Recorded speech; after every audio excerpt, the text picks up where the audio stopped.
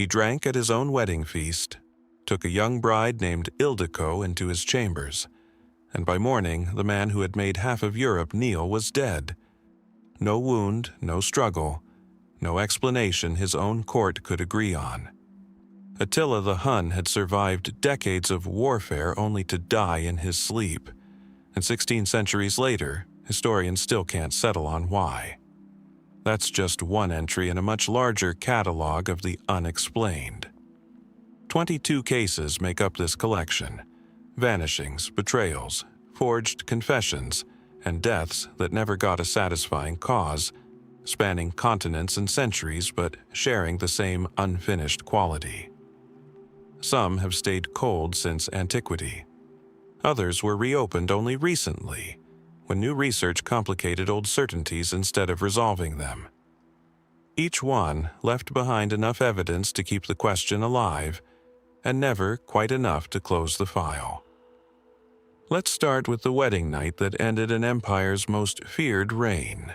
Somewhere north of the Danube, on the flat grassland of what is now the Hungarian plain, Attila the Hun kept a palace built almost entirely of wood, fitting, perhaps, for a ruler who preferred the mobility of the steppe to the permanence of stone. In 453, within those wooden halls, he held a wedding feast for a new bride named Ildiko, celebrating with the kind of excess expected of a man who had, only the year before, turned an army back from the gates of Rome itself while still undefeated. By the next morning, the feast's host was dead. His bride found beside him too frightened or too guarded to explain what had happened in the night, and no mark of violence anywhere on his body. The earliest surviving account comes from the historian Priscus, writing close enough to the events to have likely spoken with people who knew the court directly, though even his version survives today only in fragments and later excerpts, filtered through second-hand retelling. A century afterward, Jordanes recorded what remains the most commonly accepted explanation: a severe nosebleed brought on by heavy drinking that struck Attila while he lay on his back and asleep, causing him to choke quietly on his own blood. Physicians examining the old descriptions in modern times have pointed to a specific, plausible mechanism: a ruptured esophageal varix, a known consequence of chronic alcohol use, capable of causing exactly this kind of sudden silent death. It is a strikingly ordinary end for a man who had spent decades surviving battles from the Rhine to the Balkans. That gap between the scale of his life and the smallness of his death is precisely what has kept the story alive for 16 centuries. Because almost immediately, other explanations began to compete with the mundane one. Suspicion fell first on Ildiko herself. Some later sources hint, without stating outright, that the new bride may have killed him. Whether from personal motive, coercion, or as an instrument of enemies within or beyond the Hunnic court, who saw no other way to reach him. It is a striking image, a conqueror who had never been beaten in battle, undone instead in the most private setting imaginable, by the one person closest to him that night. But Priscus's own account describes confusion and fear in Ildiko's testimony, not guilt, and no source close to the events accuses her directly. The murder theory appears to have taken firmer shape only later, feeding eventually into Germanic legend, where a version of Attila resurfaces centuries afterward in the Nibelungenlied. His death reworked into a story of vengeance that owes far more to poetry than to history. A quieter theory looks instead toward Attila's own court and the chieftains beneath him, some of whom may have recognized what his sudden death would set in motion. His empire had never rested on institutions, only on his personal authority. Within 2 years of his death, his sons turned on one another, and the alliance of tribes he had built through decades of conquest and coercion collapsed entirely at the Battle of Nidau. Remove the one man holding such a structure together, and it rarely survives him. Whether that gave anyone reason to hasten a death illness alone might eventually have caused is something no surviving record can confirm. What remains is mostly absence. Legend describes 3 coffins, gold, silver, iron, and a burial party executed afterward to protect the secret of his grave. No tomb has ever been confidently located. Did wine and a burst blood vessel end him quietly in his sleep? Or did someone, human or political, make certain his wedding night became his last? Somewhere beneath unmarked ground on the Hungarian plain, whatever remains of him has kept that answer for 1,600 years. Roughly 2,000 miles west of that unmarked Hungarian grave, and not long after Attila's empire had already collapsed into memory, a different kind of leader was said to be holding a fracturing frontier together. This time on the western edge of a Roman world, unraveling into chaos, on the misty, defensible hill fort known today as South Cadbury, in the English county of Somerset. The historical record surrounding King Arthur is, in a very real sense, defined by its own thinness. The earliest reference resembling him appears in the Historia Brittonum, a 9th century compilation attributed to a Welsh monk named Nennius, which lists 12 battles fought by a war leader named Arthur against Saxon invaders, without ever naming a kingdom, a Camelot, or a Round Table. The Annales Cambriae, a set of Welsh chronicle entries compiled later still, mentions Arthur's presumed death at the Battle of Camlan, dated to around 537, alongside a figure named Medrawd, the seed, many scholars believe, of the later legends Mordred. Both sources were written centuries after the period they describe, drawing on oral tradition that had already had generations to grow, reshape, and embellish whatever core events, if any, actually occurred. That gap between the earliest scraps of text and the events they claim to record is the central problem historians face. Britain, in the decades following Rome's withdrawal around AD 410, was a genuinely chaotic place.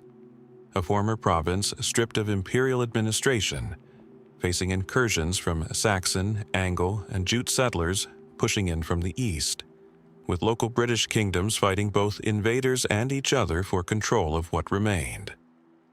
Archaeological evidence does confirm a real military resistance occurred during this period, including a documented British victory at the Battle of Mount Badon, referenced by the 6th century monk Gildas in his near-contemporary account of post-Roman Britain. Gildas, notably, never names Arthur at all, despite writing closer to the presumed period of his life than any other surviving source. A silence some historians find deeply significant, and others attribute simply to the nature of Gildas's work, which focused on moral condemnation of British kings rather than detailed military history.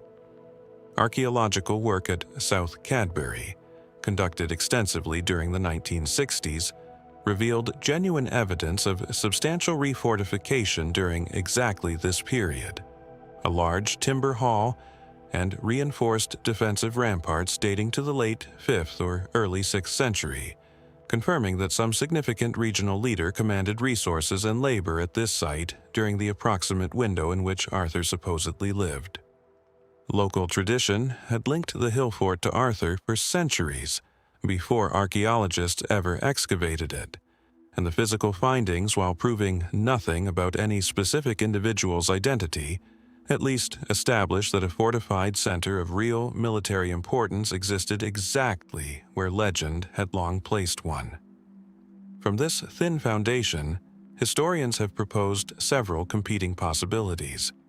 Some argue Arthur represents a genuine historical war leader, perhaps a Romano-British military commander, whose actual name and deeds were gradually mythologized over centuries of retelling, accumulating legendary detail with each new telling until the historical kernel became almost impossible to separate from invention.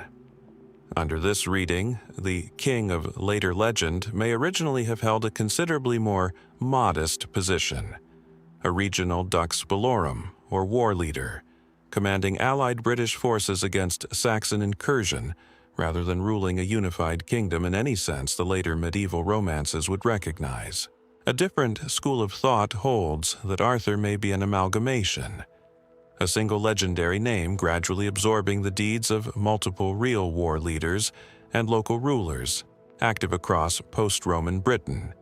Their individual, likely more modest, achievements gradually consolidated into one increasingly grand figure as oral tradition simplified a complicated period into a single heroic narrative, convenient for later audiences to remember and later poets to embellish.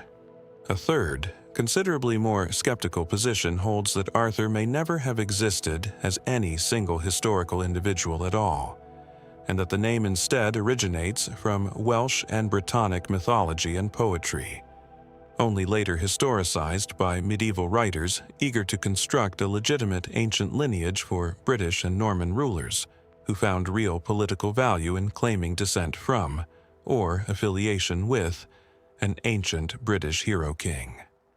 Under this reading, later medieval writers such as Geoffrey of Monmouth, whose 12th century history of the kings of Britain first popularized much of the now familiar Arthurian narrative, weren't recording distorted history so much as constructing an entirely new mythology from older unrelated fragments, dressed in the language of historical chronicle to lend it invented authority. What makes Arthur's case so resistant to resolution is the same problem that separates history from myth throughout this period generally. A genuine dark age, in the literal sense of an era producing remarkably little surviving documentation, into which later centuries poured an ever-increasing volume of legend, until separating what may have actually happened from what storytellers needed to have happened becomes, in places, simply impossible. So, the hill fort at South Cadbury stands today much as archaeologists left it, its ramparts confirmed, its exact ruler unnamed by any surviving contemporary record. Was there a real war leader who held this frontier against invasion, later elevated by grateful memory into something considerably grander than he ever was? Or does the name Arthur belong in the end more to poetry than to any single person who ever actually stood on these ramparts? The battles Nennius listed remain, to this day, unlocated on any confirmed map. Whoever fought them, if anyone did, has never been given a name history can fully trust. Wind moving over stone. That is the sound this next mystery begins with too. Not the wind at Nakshi Rustam, but a colder version of it, moving across a cliff face carved 17 centuries ago near the ruins of Persepolis. At Nakshi Rustam, a Roman emperor kneels before a mounted Persian king. The kneeling man's hands are raised, not in prayer, but in submission. His name was Valerian. And what happened to him after that moment, carved in stone, remains one of the strangest disappearances in the history of the Roman Empire. By AD 260, Rome was a state under siege from every direction. Plague had hollowed out its cities. Usurpers rose and fell in provinces the emperors could barely reach. And to the east, a resurgent Persian dynasty, the Sassanids, had begun pushing hard against Rome's frontier. It was in this atmosphere of crisis that Emperor Valerian marched his army toward the city of Edessa, hoping to relieve a siege and turn back the forces of King Shapur I. He never got the chance. Somewhere near Edessa, in circumstances historians still argue about, Valerian's army was surrounded. Some ancient sources claim treachery. Others point to disease sweeping through the Roman ranks, weakening them before the battle even began. What is certain is the outcome. For the first time in Rome's history, a sitting emperor was taken prisoner by a foreign power. Not killed in battle, not assassinated by his own men, as so many emperors before him had been.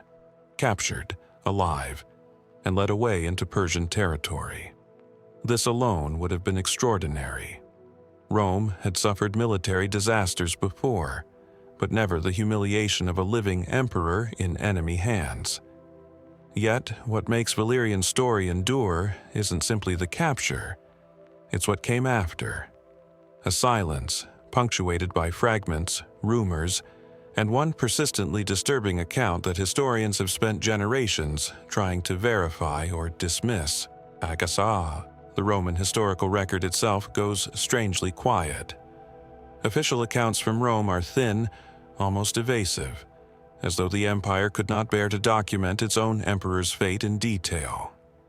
What we have instead comes largely from later writers, some sympathetic to Rome, some hostile, and their reports diverge sharply. The most mainstream explanation is also the grimmest, though far less theatrical than what would come later. According to several ancient sources, Valerian lived out his remaining years in Persian captivity, likely used as a symbol of Roman humiliation, perhaps paraded before subject peoples as living proof of Shapur's triumph. Some accounts suggest he was kept in relative confinement, aging in a foreign court, his fate uncertain even to those who might have wished to rescue him. If true, this alone paints a haunting picture. A man who once commanded the legions of Rome, reduced to a hostage with no ransom ever paid, no rescue ever attempted, his own empire seemingly content to let him fade from memory. But it's the more extreme account, recorded by the Christian historian Lactantius decades after the fact, that has shadowed Valerian's story ever since. Lactantius claimed that Shapur used the captured emperor as a literal footstool, forcing him to kneel so the Persian king could step on his back when mounting his horse. And more disturbing still, Lactantius wrote that after Valerian's death, his skin was removed, tanned, dyed a deep red, and displayed in a Persian temple, an eternal trophy, a warning to future Roman envoys of what defeat truly meant. Is this history, or is it propaganda dressed as history? Many modern historians urge caution here. Lactantius was writing generations after the events, as a Christian author with clear motives to portray the persecutors of Christians, which Valerian had been, meeting a suitably horrific end. It reads less like sober record and more like moral theater, the humiliated tyrant reaping the fate his sins deserved. And yet the story would not disappear. Other ancient writers echoed variations of it. The image, grotesque as it is, embedded itself into the Roman psyche and refused to be dislodged. What we lack, and what may forever be missing, is anything resembling physical proof. No tomb has been found.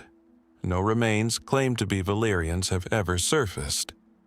No Persian record, from Shapur's own inscriptions or the Sassanid court, corroborates the flaying in explicit detail, though Shapur's own triumphant rock reliefs, including the very carving at Nakshi Rustam, make no effort to hide the humiliation of Rome's emperor.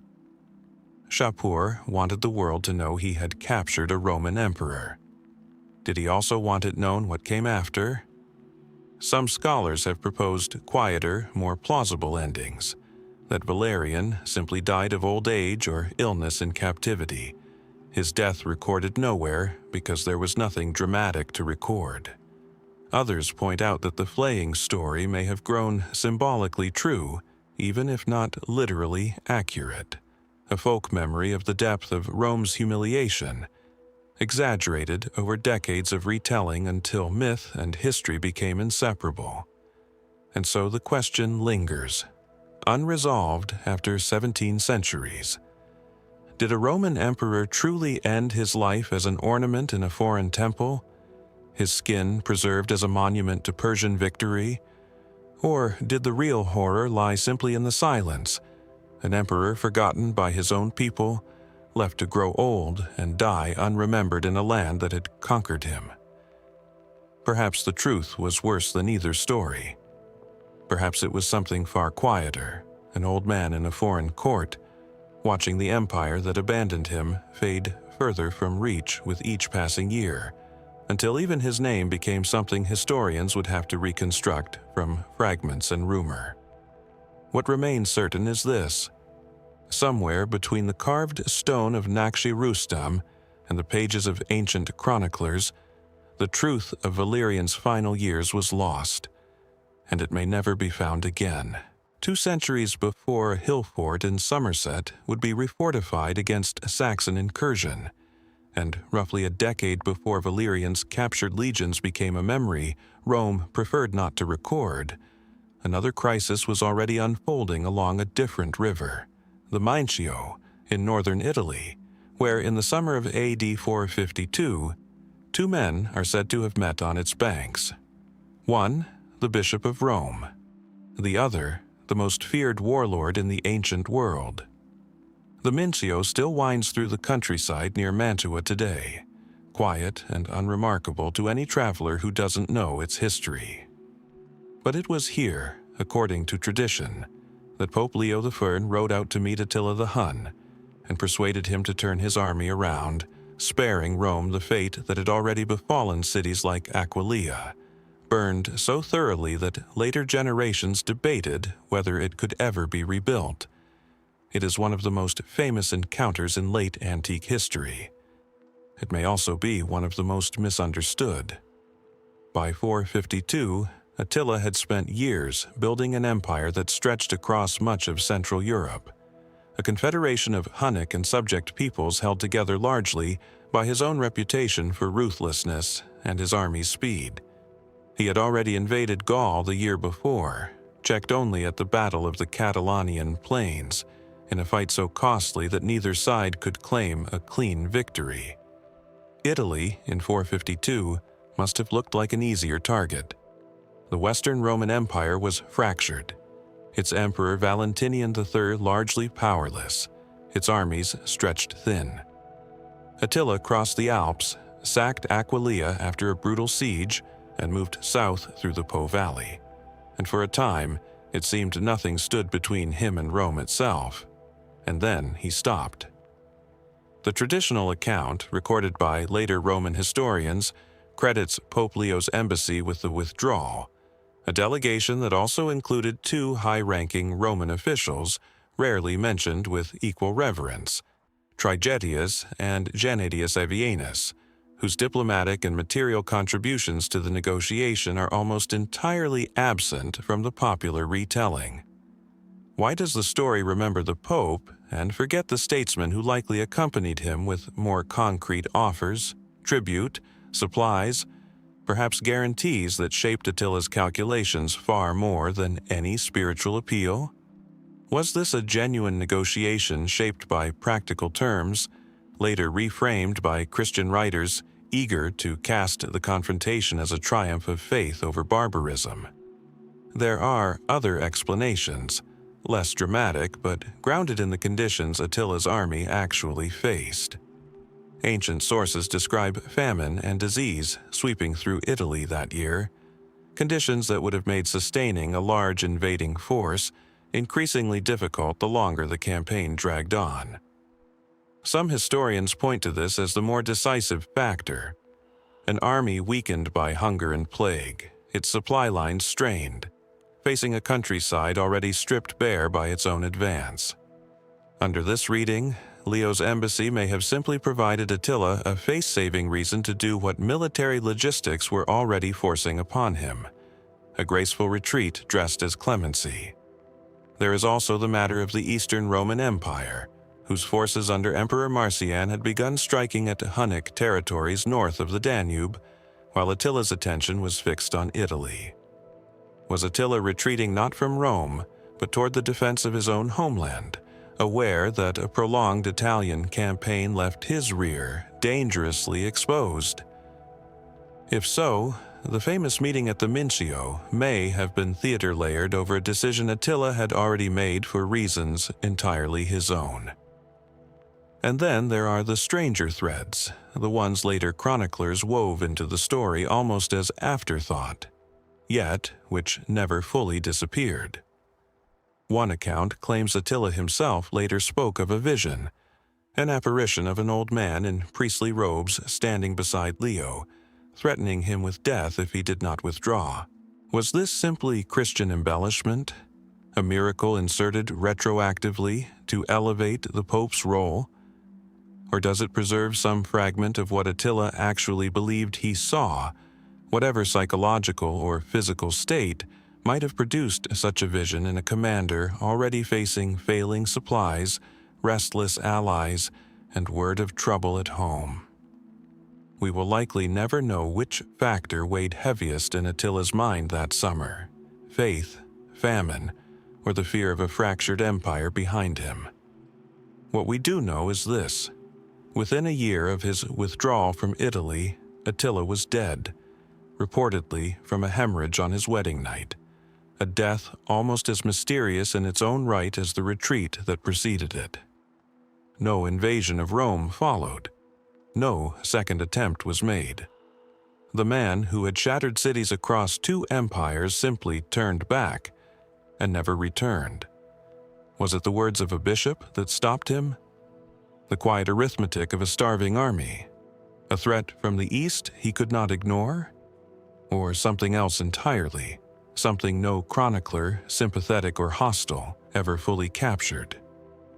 The riverbank at the Mincio holds no monument marking what was said there, no inscription confirming which version, if any, is true. Only the outcome remains certain. Rome was spared. Why, exactly, is a question the ancient world left for us to keep asking. We have now traced 2 rulers through moments where the boundary between faith and calculation blurred beyond recovery: a pope's words, or an army's hunger, deciding an empire's fate. It's worth pausing here to ask what history does with such moments. How often the sacred and the strategic arrive wearing each other's clothes. Nowhere is that harder to untangle than at a bridge north of Rome, nearly a century and a half before Attila ever crossed the Alps, where a young emperor claimed to have seen something in the sky that would eventually reshape the religious future of an entire civilization. The Milvian Bridge still spans the Tiber just north of Rome, rebuilt and altered many times since antiquity, but its ancient foundations rest on the same crossing where, on October 28, AD 312, one of the most consequential battles in Roman history was decided. By 312, the Roman Empire had been carved into competing spheres of power under the strained system historians call the Tetrarchy, a structure of shared rule that had already begun collapsing into open rivalry. Constantine, then a claimant to the Western throne, marched into Italy to face Maxentius, who held Rome itself and had spent years fortifying the city against exactly this kind of challenge.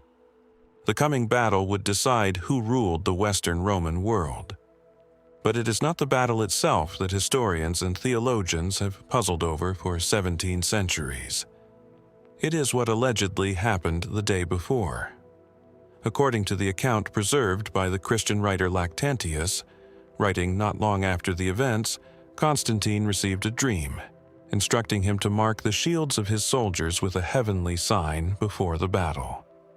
A different, more elaborate version comes from Eusebius of Caesarea, a bishop and biographer who claimed decades later that Constantine himself had described witnessing something altogether different: a cross of light appearing above the sun in broad daylight, visible to the entire army, accompanied by words in the sky reading, "By this sign, conquer."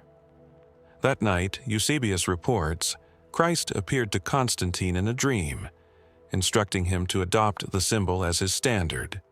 2 accounts, 2 very different claims, and a gap between them that historians have never fully closed. Why does Lactantius describe only a dream, while Eusebius, writing later, describes a celestial vision witnessed by thousands? Is this simply the natural inflation of legend, a private dream gradually transformed into public spectacle, as the story passed through retelling and served an increasingly important political purpose?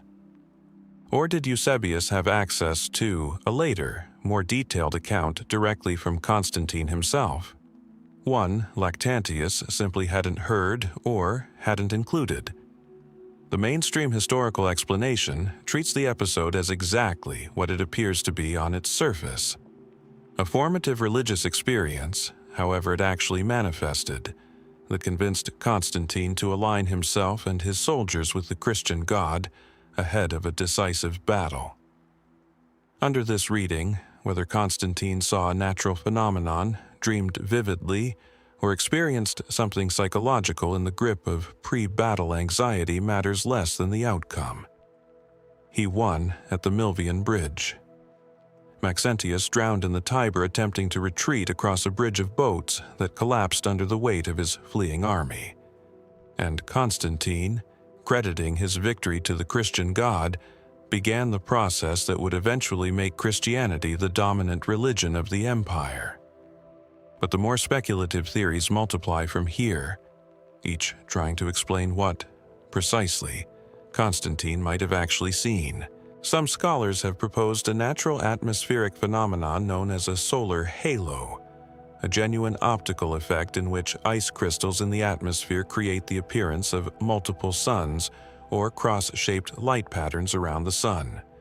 An event that would indeed have been visible to an entire army and could plausibly have been interpreted, in a moment of high tension before a critical battle, as a divine sign.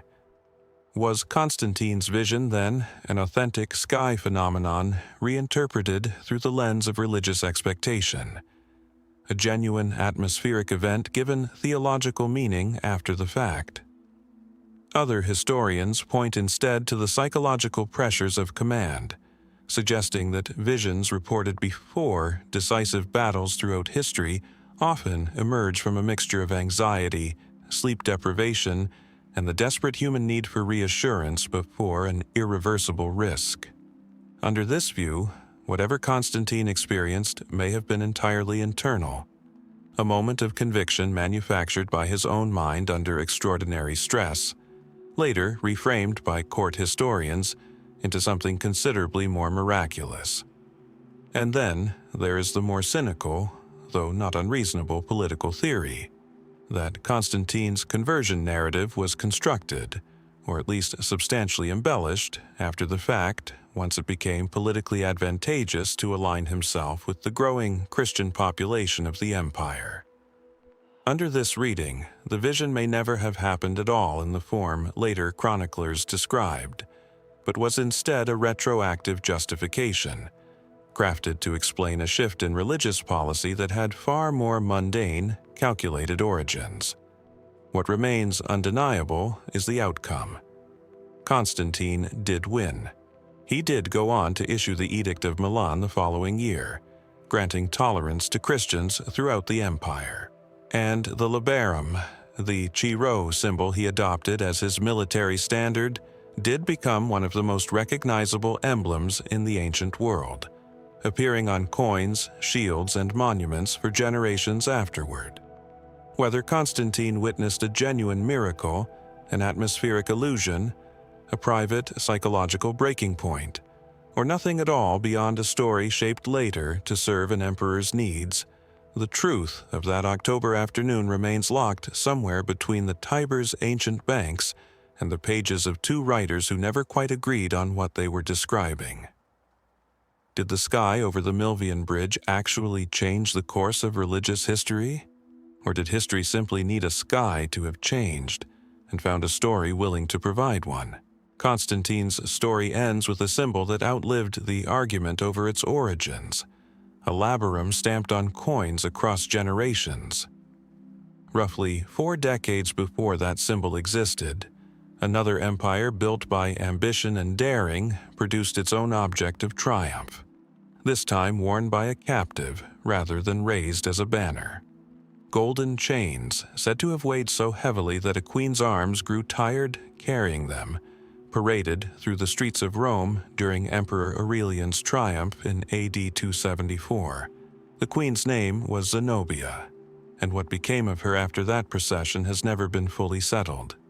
Zenobia had ruled the Palmyrene Empire, a breakaway state carved from Rome's eastern provinces during a period when the empire itself was fracturing under the weight of the 3rd century crisis. From her base in the desert city of Palmyra, she expanded her territory with startling speed, seizing Egypt, pushing into Anatolia, and for a brief window ruling a domain that stretched from the Nile to the edges of Asia Minor, all while nominally still claiming loyalty to Rome. It could not last. Aurelian, one of the more capable emperors to hold the throne during that turbulent century, marched east, defeated her forces in successive battles, and besieged Palmyra itself. Zenobia attempted to flee toward Persia, seeking the same kind of foreign refuge that had once swallowed a captured Roman emperor whole. She was caught crossing the Euphrates. What happened next depends entirely on which ancient source you choose to believe, and none of them agree. The most straightforward account, and the one most historians treat as plausible, holds that Zenobia was brought back to Rome, paraded in Aurelian's triumph in those famous gold chains, and then, in an unusual act of clemency for the period, allowed to live out her remaining years in comfortable retirement at a villa in Tibur, modern Tivoli, marrying a Roman senator and quietly fading into the life of the provincial aristocracy. If true, this is a remarkably gentle ending for a woman who had commanded armies against Rome itself, one that would place Zenobia among the fortunate few conquered rulers permitted to grow old, rather than executed as a warning to others. But other ancient sources tell a considerably darker story. Some accounts suggest Zenobia died before ever reaching Rome, either by her own hand, refusing the humiliation of captivity, or from illness contracted during the journey west, worn down by months of forced marches through unfamiliar terrain. Still others claim she was executed shortly after the triumph. Her apparent survival in Tibur, a later invention meant to soften Aurelian's reputation for later, more sympathetic historians eager to distinguish him from crueler predecessors. Why does the historical record splinter so completely on a woman whose capture was, by all accounts, one of the most publicized events of Aurelian's reign? Is it simply the fog that surrounds any figure whose story passed through multiple later chroniclers, each shaping the narrative to fit the moral lesson they wanted their own readers to draw?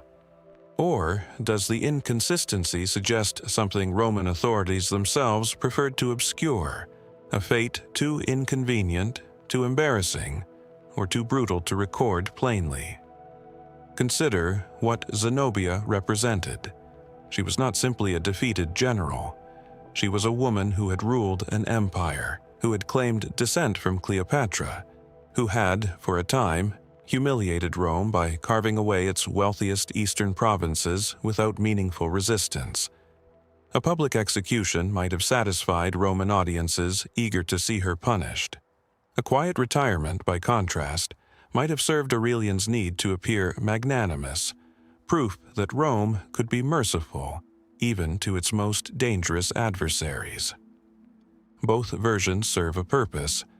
Which one serves the truth is far less clear. Archaeology offers little additional certainty. No tomb attributed to Zenobia has ever been conclusively identified. No inscription from Tibur confirms her residence there beyond the later literary tradition. The villa, sometimes associated with her retirement, remains, at best, a matter of local tradition rather than verified record, the kind of attribution that accumulates around ancient ruins whether or not any genuine connection exists. Some modern historians have proposed a middle path, suggesting Zenobia may indeed have survived the triumph, but that her subsequent life, however comfortable, was still effectively a form of captivity, a gilded confinement far from the desert kingdom she had once ruled.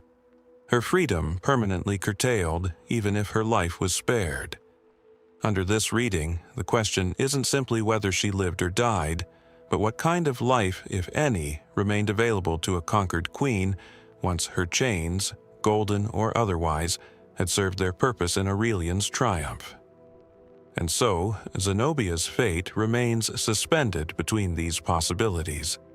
A woman who commanded deserts and armies, reduced in the historical record to a handful of contradictory endings, none of which can be confirmed, none of which can be entirely dismissed. Did she die a queen's death, defiant to the last? Did Rome grant her a mercy history rarely extended to conquered rivals? Or did she simply vanish into the quiet obscurity of provincial life, her final years unrecorded, because to the empire that had defeated her, they no longer mattered? The chains are remembered. The woman who wore them is not. 2 centuries would pass between a captive queen's chains in Aurelian's triumph and the moment historians traditionally point to as the end of the empire that had paraded her, a single evening in AD 476, in a modest palace in Ravenna, where a teenage emperor with a diminutive nickname surrendered his throne without a battle, without a siege, and, as far as the surviving record shows, without much resistance at all.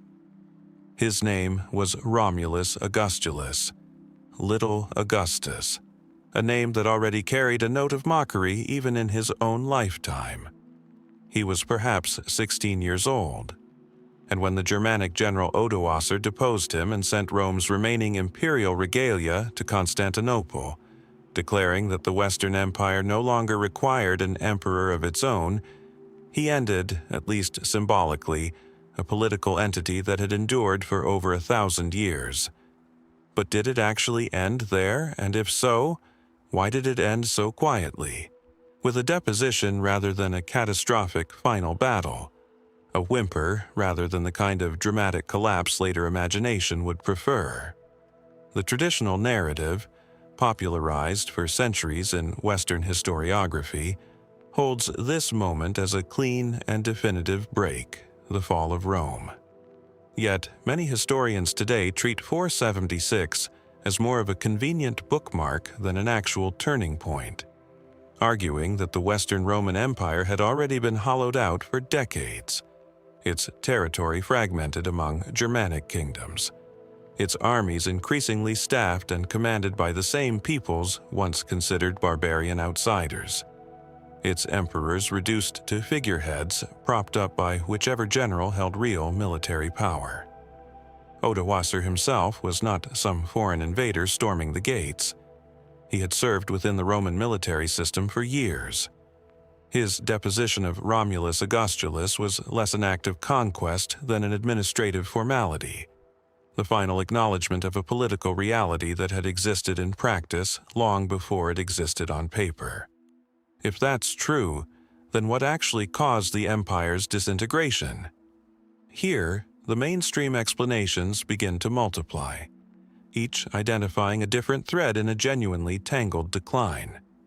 Some historians emphasize economic exhaustion, a tax base steadily eroded by shrinking trade networks, the loss of wealthy provinces like North Africa to Vandal control, cutting off critical grain supplies, and an increasingly unsustainable burden placed on the populations still under Roman administration. Others point to military transformation, the gradual replacement of traditional Roman legions with federated Germanic troops whose loyalty lay with their own commanders rather than with Rome itself, until the distinction between Roman army and barbarian force became almost impossible to draw. Still, others focus on political fragmentation, a Western imperial office that had been reduced, across the 5th century, to a series of short-lived, often puppet emperors installed and removed by powerful generals like Ricimer, men who held the real authority while emperors came and went with startling frequency. Climate historians have added another layer entirely, pointing to evidence of cooling temperatures and disrupted agricultural yields across the period sometimes called the Late Antique Little Ice Age, conditions that may have worsened food shortages and contributed to the mass movements of peoples pressing against Rome's frontiers, movements that included the Huns, whose westward push had already displaced the Goths and helped set the entire chain of 5th century crises into motion. Was Rome, then, a victim of forces far beyond any single battle or emperor's failure, an ancient civilization caught in a climatic and demographic upheaval too large for any political system to withstand? And here, the more speculative theories begin to surface, the ones that push beyond conventional historical explanation into something closer to open debate. Some scholars have proposed that lead contamination, from the pipes and cookware common in wealthy Roman households, may have contributed to declining health and fertility among the Roman elite, a slow, invisible poisoning that weakened the very class responsible for administering the empire. The evidence here remains genuinely contested, difficult to isolate from the many other pressures bearing down on Roman society simultaneously. Others have argued for a kind of civilizational exhaustion, a loss of the shared cultural and religious cohesion that had once bound the empire together, further destabilized by the theological controversies dividing the Christian Church during exactly the same period Rome could least afford internal division. What makes the fall of the Western Empire so resistant to a single explanation is precisely this convergence: economic strain, military transformation, climate disruption, and political fragmentation, arriving not as isolated events but as overlapping pressures, each one worsening the others until the entire structure gave way, not in one dramatic collapse but through a long, uneven unraveling that different observers, then and now, have chosen to end at different points. So did Rome truly fall in 476, or simply lose the last symbolic marker of something that had already ceased to function years, even decades before? Was Romulus Augustulus deposed because the empire had failed, or because it had already, in every practical sense, ceased to exist, leaving only the formality of ending what was left? The palace at Ravenna where he surrendered his throne still stands in fragments today, its mosaics faded, its purpose long forgotten by most who pass it. What it witnessed, whether an ending or merely an acknowledgement, remains a question historians continue to answer differently, depending on which thread of Rome's slow unraveling they choose to follow to its source.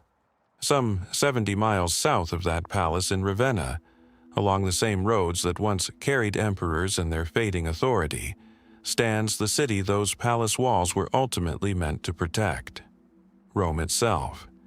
And 66 years before Romulus Augustulus surrendered his throne without a fight, that same city endured something it had not experienced in nearly 8 centuries: an enemy army loose inside its walls, looting its treasures, and then, after 3 days, simply leaving.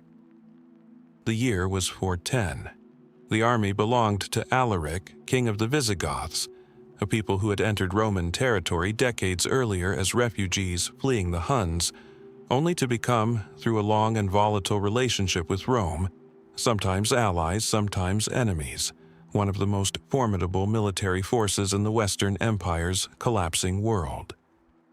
Alaric had marched on Rome not once, but multiple times before 410, each time using the threat of siege as leverage in negotiations over pay, land, and recognition for his people, negotiations that Roman officials, and particularly the powerful general Stilicho before his execution, repeatedly stalled or betrayed.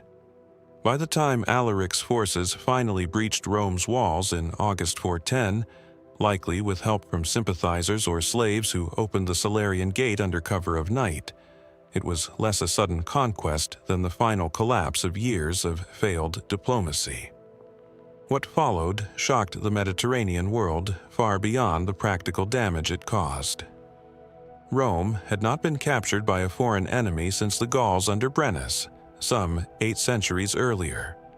St. Jerome, writing from Bethlehem, described his voice failing him with sobs at the news, a reaction that reveals just how much psychological weight the city still carried, even though it had long since ceased to be the empire's actual seat of power, that distinction having shifted to Ravenna and Milan generations before.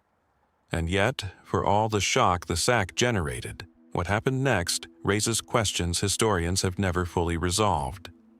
Alaric's occupation of Rome lasted only 3 days.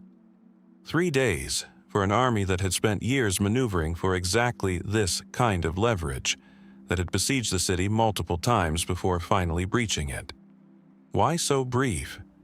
The mainstream explanation focuses on practical constraints. Rome, even in decline, was an enormous city, difficult to hold and impossible to permanently garrison with the forces Alaric commanded, particularly with imperial territory stretching in every direction around it, and no clear strategic advantage to lingering once the immediate objectives, plunder, ransom, and a demonstration of Roman weakness, had been achieved. Ancient accounts, including those from the historian Orosius, suggest Alaric gave orders restricting the violence, sparing those who took refuge in churches dedicated to St. Peter and St. Paul, a detail worth pausing on, since Alaric himself was a Christian, albeit an adherent of Arian Christianity considered heretical by Rome's Nicene establishment. Was this restraint genuine religious conviction, an attempt to distinguish his sack from purely barbarian plunder, or calculated politics, an effort to preserve some claim to legitimacy within the Roman world he still, in some fashion, wished to be recognized by? That question of Alaric's actual relationship to Rome sits at the center of the more speculative theories surrounding his brief occupation. Some historians argue Alaric never intended Rome's destruction at all, that his ultimate goal throughout years of negotiation and conflict had always been legitimate settlement for his people within the empire, an official Roman title, land grants, recognition as a federate power, rather than the collapse of Roman authority itself. Under this reading, the sack was less a conquest to be exploited and more a desperate, almost reluctant demonstration of leverage, a message sent to an empire that had refused every reasonable request short of violence. Once the message was delivered, the theory goes there was little reason to remain. Others point to more immediate pressures. Alaric's forces, however formidable, were not an occupying garrison equipped to administer a captured metropolis, and remaining longer risked disease, dwindling supplies, and the arrival of imperial forces still active elsewhere in Italy. Some accounts suggest Alaric was already planning a further campaign, potentially an invasion of Sicily or North Africa, territories whose grain shipments Rome desperately depended on, and that the sack of Rome was never meant as an endpoint, but as a single stage in a larger, ultimately unrealized strategy cut short by his death only months later, reportedly from illness, near the river Busento in southern Italy. There, tradition holds, his followers diverted the river's course entirely, buried their king along with a portion of his plundered treasure in the exposed riverbed, and then redirected the water back over the grave, killing the slaves who had performed the labor to ensure the location would never be revealed. No tomb has ever been found. No treasure has ever surfaced. Whether this burial actually occurred as described, or whether it too has been embellished by later retelling into something more legendary than factual, remains entirely unverified. So why did Alaric leave Rome after only 3 days, having finally achieved what years of failed negotiation could not? Restraint, strategy, practical necessity, or a goal that was never really the city's destruction in the first place? And beneath a river in southern Italy, does a Visigothic king still lie undiscovered, his treasure resting exactly where his followers hid it 16 centuries ago, waiting, perhaps, for a river willing to change course one more time? No river has ever given up Alaric's grave, and in a strange way, the empire he plundered kept its own secrets just as carefully. 14 years after that Visigothic king's death near the Busento, the same emperor whose vision at the Milvian bridge had once reshaped Rome's religious future, found himself facing a very different kind of darkness, this time within his own household. In 326, at his eastern capital, Constantine ordered the execution of his eldest son, Crispus, a young man once celebrated as one of the empire's most promising military commanders. What drove a father who had built his legacy on divine favor and public piety to kill his own heir remains one of the most tightly guarded secrets to survive from the ancient world. Crispus had earned genuine distinction by the time of his death. Constantine's son by his first wife Minervina, he had been given command of Roman naval forces during the civil war against Licinius, Constantine's final rival for control of the empire, and had performed well enough to earn public honors and the rank of Caesar, a title marking him as heir apparent.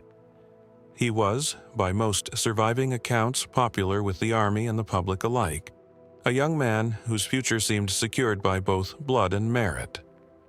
And then, in the summer of 326, he was arrested on Constantine's own order, taken to Pola in Istria, and executed. Shortly afterward, Constantine's wife Fausta, Crispus's stepmother, was also put to death, reportedly in a superheated bath, though even this detail comes to us through sources written well after the events and colored by later hostility toward her memory. What connects these two deaths? Ancient sources offer maddeningly little, and what they do offer contradicts itself at nearly every turn. The most commonly repeated explanation, though pieced together largely from later, fragmentary accounts, suggests that Fausta accused Crispus of attempting to seduce her, or perhaps of an actual affair, prompting Constantine to order his son's execution in a fit of betrayed rage. Under this reading, Constantine later discovered the accusation was false, a fabrication by Fausta meant to eliminate a stepson who stood between her own sons and the imperial succession, and had her executed in turn once the deception came to light. It is a narrative with the shape of classical tragedy, jealousy, false accusation, and belated justice, but its foundations are troublingly thin. No contemporary source states this explanation directly. It emerges instead from later, often hostile pagan writers eager to portray the first Christian emperor's household as consumed by exactly the kind of moral corruption his public image claimed to have transcended. Other ancient writers offer no explanation at all, an absence that is, in its own way, deeply telling.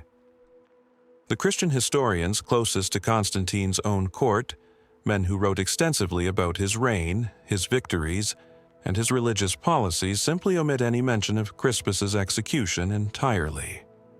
Eusebius of Caesarea, who chronicled Constantine's life in considerable detail, never references his death.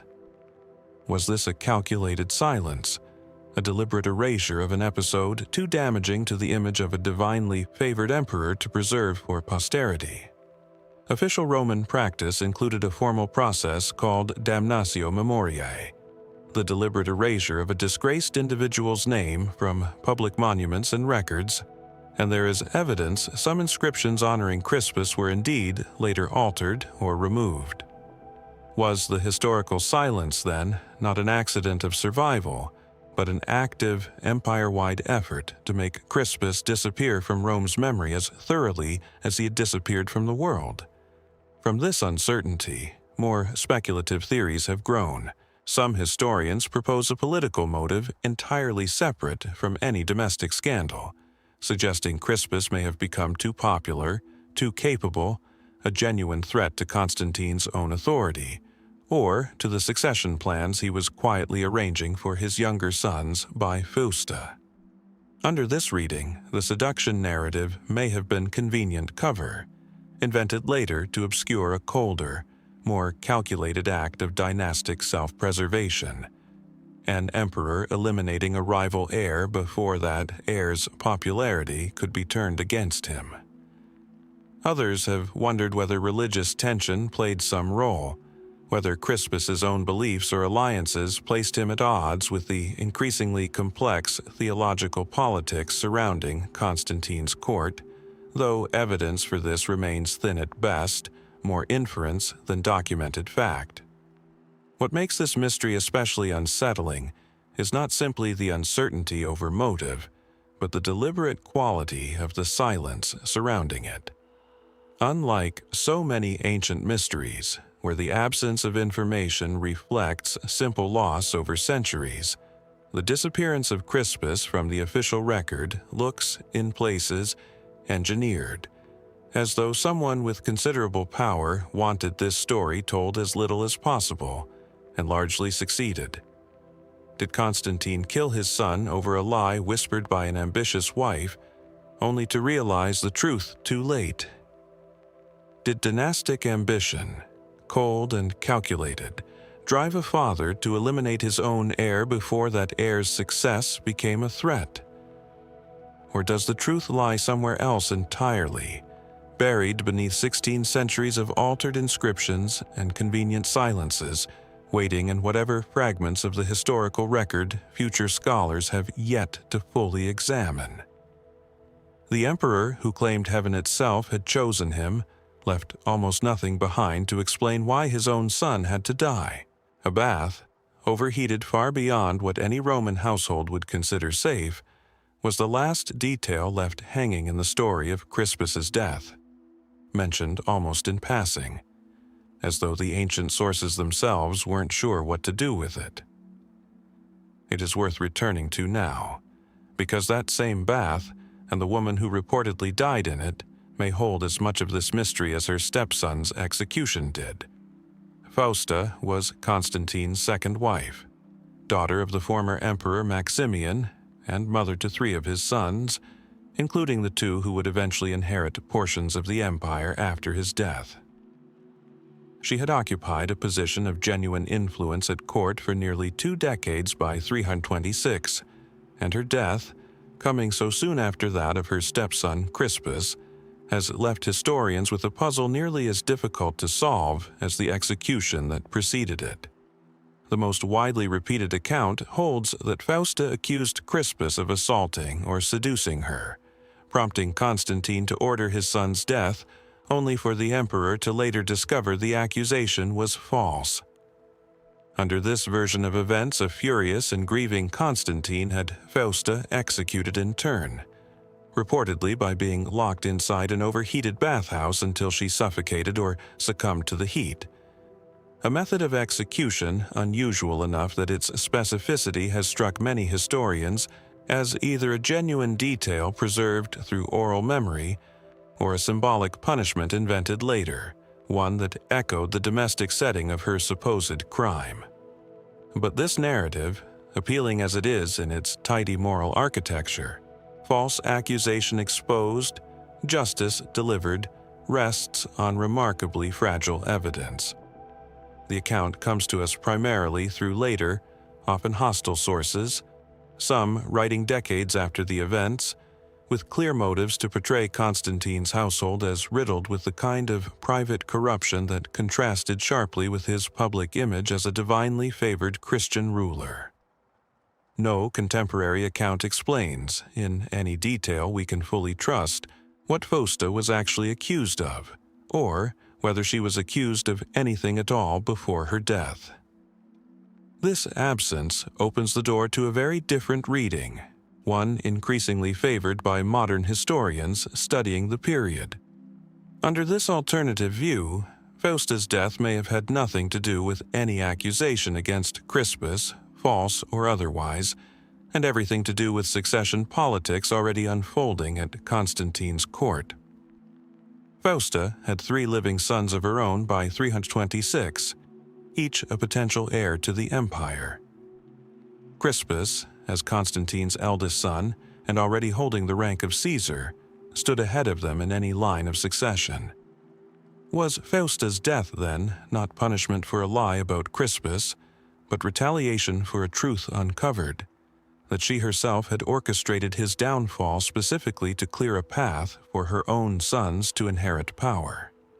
If so, Constantine's execution of his wife would represent not a father's belated justice for a wronged son, but a ruler eliminating a conspirator who had manipulated him into destroying his own heir.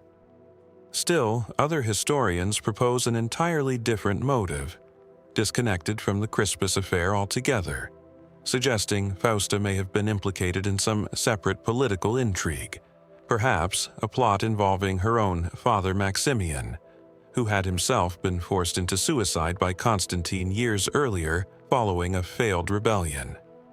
Under this reading, old tensions between Constantine and Fausta's family, tensions that had simmered since Maximian's death, may have resurfaced in 326, with Fausta's execution representing the final, delayed resolution of a much older conflict rather than anything directly tied to Crispus's fate.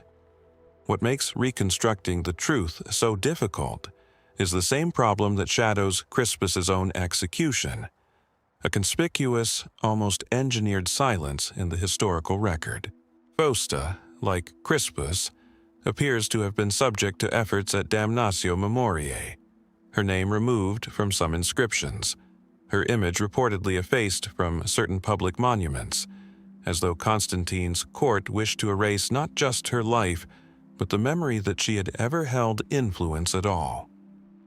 Why erase a wronged, deceived wife whose death might have been framed as a tragic necessity?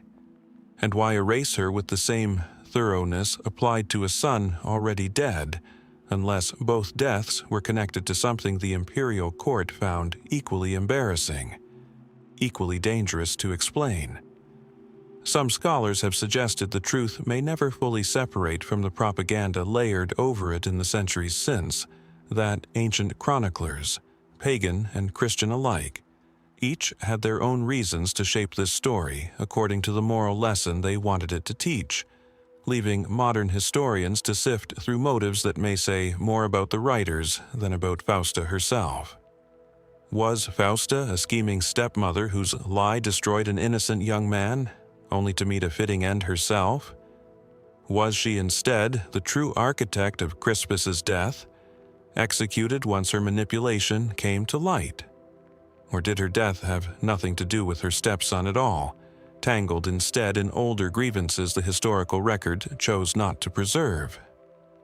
The overheated bath where she is said to have died left no trace for archaeologists to examine, no inscription to confirm the manner or reason for her death. Only the silence remains, as deliberate, perhaps, as the one that swallowed Crispus before her. Some 300 miles northwest of Rome, along the banks of the river Eerie near the town of Dirtina in northern Italy, a Western Roman emperor was killed in AD 461, not by a foreign invader, but reportedly by the very general who had helped place him on the throne 5 years earlier.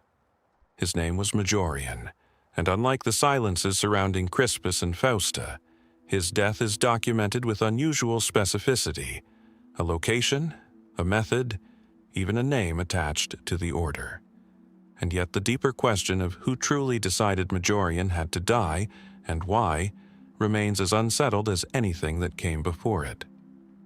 Majorian had come to power in 457 during one of the most chaotic stretches of the Western Empire's final decades, elevated to the throne largely through the influence of Ricimer, a powerful general of Suabi and Visigothic descent, who, like several other military strongmen of the period, held the real authority behind a series of Western emperors he installed and, when convenient, removed.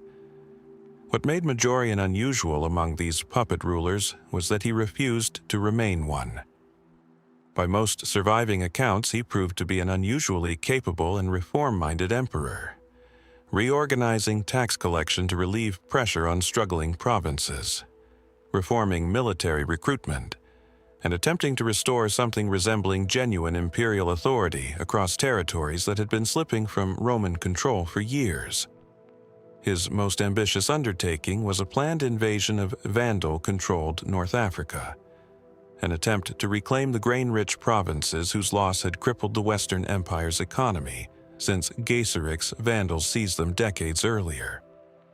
Majorian assembled a substantial fleet, reportedly numbering in the hundreds of ships, intending to strike directly at the Vandal kingdom and restore Roman control over territory, essential to feeding Italy itself. The campaign ended in disaster. According to the primary surviving account, Gaisaric learned of the invasion plans in advance, possibly through informants or defectors, and destroyed much of the Roman fleet at anchor near Cartagena in Hispania before it ever set sail against him.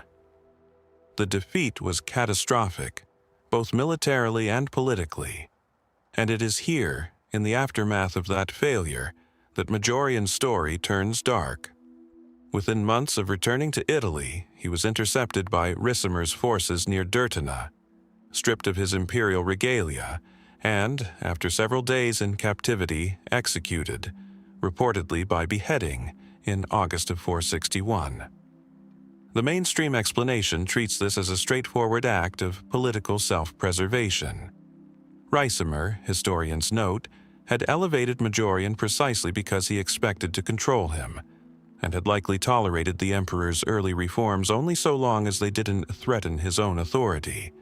The failed African campaign, some argue, gave Ricimer the opening he needed. A humiliated emperor, weakened by military disaster and vulnerable to accusations of incompetence, whom Ricimer could remove and replace with a more pliable successor without significant resistance from a Roman aristocracy already exhausted by decades of instability. Under this reading, Majorian's death was less mysterious than simply predictable, the fate awaiting any emperor of this period who tried to rule rather than merely reign. Yet other historians push further, asking whether Ricimer's motives were purely reactive or considerably more calculated from the start. Some point to the peculiar timing of the fleet's destruction, questioning whether Geiseric's foreknowledge of Majorian's invasion plans came through ordinary intelligence gathering, or whether someone closer to the Roman court, someone with every incentive to see the ambitious campaign fail, may have played a role in ensuring Vandal forces knew exactly where and when to strike. If Ricimer, or figures aligned with him, had quietly undermined the invasion itself, then Majorian's subsequent humiliation and execution would represent not a reaction to unforeseen failure, but the final stage of a plan set in motion long before the fleet ever reached Hispania. There is also the question of why the execution occurred specifically near Dirtina rather than in Ravenna or Rome, where such matters were more typically handled with at least the appearance of legal or senatorial process. Was the choice of location simply practical, a matter of where Ricimer's forces happened to intercept the returning emperor? Or does it suggest a deliberate effort to keep the killing away from witnesses whose testimony might have proven inconvenient, a quiet execution in the provinces rather than a public spectacle whose details could not be controlled? What remains certain is the pattern Majorian's death established. He would be the first in a rapid succession of Western emperors elevated and discarded by Ricimer over the following decade, a cycle of installation and removal that some historians consider the clearest evidence that the Western Empire, by this point, existed largely as a formality layered over the ambitions of whichever general held the real military power. Was Majorian's death simply the price of ambition in an empire that no longer tolerated emperors who governed rather than obeyed? Or did the failure of his African campaign conceal something more deliberate, a sabotage engineered by the same hand that would ultimately hold the blade? The riverbank at Dirtona offers no monument, no inscription explaining what was decided there in the days before an emperor lost his throne and then his life. Only the outcome survives, certain in its facts, and still uncertain in everything that led to them. A quiet villa above the sea was where we left the last emperor of the West, and it's worth staying on that same stretch of a coastline a moment longer, because the walls that witnessed Romulus Augustulus's arrival there in 476 may hold more of this mystery than any chronicler ever wrote down. Romulus Augustulus was likely no older than 16 when his father, the general Orestes, elevated him to the Western throne in 475, using the boy as a figurehead in much the same way Ricimer and other military strongmen had used a succession of emperors before him. The arrangement lasted less than a year. In 476, another general, Odoacer, rebelled against Orestes, defeated and executed him, and turned his attention to the young emperor Orestes had installed. But where earlier depositions in this same turbulent century had so often ended in execution, Romulus Augustulus was, by every surviving account, simply removed from power and allowed to live. This alone makes his case unusual. Odoacer, having just eliminated the boy's father and seized control of Italy, had every practical justification to eliminate the son as well, removing any lingering claim to legitimacy the young emperor might represent. He did not. According to the historian Jordanes, writing decades later, Odoacer took pity on the boy's youth, granted him a substantial pension, and sent him to live in the Castellum Lucullinum, a fortified villa near Naples, originally built by the Roman general Lucullus centuries earlier, overlooking the Bay of Naples on the Campanian coast. And then, almost entirely, the record goes silent. No later source describes what became of Romulus Augustulus in any detail beyond this initial settlement. Did he live out a full life at that villa, protected by whatever arrangement Odoacer had made, perhaps for decades afterward? Did he die young, whether from illness, violence, or simply the precariousness of a life spent under the protection or surveillance of the very man who had ended his reign? Some later, fragmentary sources have suggested a monk mentioned in correspondence from the early 6th century, associated with a monastery possibly built on or near the same site at Lucullanum, may have been the deposed emperor living out his final years in religious retirement. A theory intriguing enough to have persisted in some historical circles, though the evidence connecting this figure definitively to Romulus Augustulus remains thin, built more on geographic coincidence and speculative timeline matching than any direct textual confirmation. Why would history preserve such careful detail about the moment of his deposition, the villa, the pension, Odoacer's apparent mercy, and then abandon him so completely afterward? One explanation lies simply in his diminished significance. Once removed from the throne, Romulus Augustulus ceased to matter politically. Chroniclers of the period focused on recording the deeds of ruling emperors, generals, and kings actively shaping events, had little reason to track the private life of a deposed teenager living quietly on a Roman estate, however symbolically important his deposition would come to seem to later historians, constructing the narrative of Rome's fall. But other historians have proposed a more unsettling possibility, that the silence surrounding his fate reflects not indifference, but deliberate discretion, that Odoacer, having spared the boy's life for reasons of genuine mercy or calculated political optics, an act of restraint that helped legitimize his own rule as measured rather than tyrannical, preferred that Romulus Augustulus disappear from public awareness entirely. Alive, perhaps, but sufficiently obscured that no faction could ever attempt to use him as a rallying point for restoring the Western imperial line. Under this reading, his survival was real, but his erasure from the historical record afterward was not accidental. It was maintained, whether through active suppression or simply through decades of enforced irrelevance, because his continued existence, however powerless, remained a loose thread someone preferred to leave untied rather than risk drawing attention to. Archaeological investigation at the site traditionally identified with Castellum Lucullanum has confirmed the existence of a substantial Roman villa complex along the Neapolitan coast, later incorporated into monastic use, lending some physical credibility to Jordanes' account of where the deposed emperor was sent. But no burial, no inscription, no confirmed physical trace of Romulus Augustulus himself has ever been identified there or anywhere else. So, did the boy who unwittingly closed one of history's longest chapters go on to live a long, quiet life by the sea, his imperial title forgotten, but his existence otherwise ordinary? Did he die young? His fate never recorded because no one thought a powerless teenager worth the ink. Or does his story continue somewhere in the fragmentary edges of the historical record, in a monk's letter, a half-identified grave, waiting for someone to notice the connection historians have only ever been able to speculate about? The villa above the Bay of Naples still stands in ruins, its walls holding whatever answer they might once have witnessed, and offering none of it back. 68 years before that villa above the Bay of Naples took in a deposed boy emperor, another Roman coastal city, Ravenna, became the site of a killing that historians still regard as one of the empire's most consequential acts of self-destruction.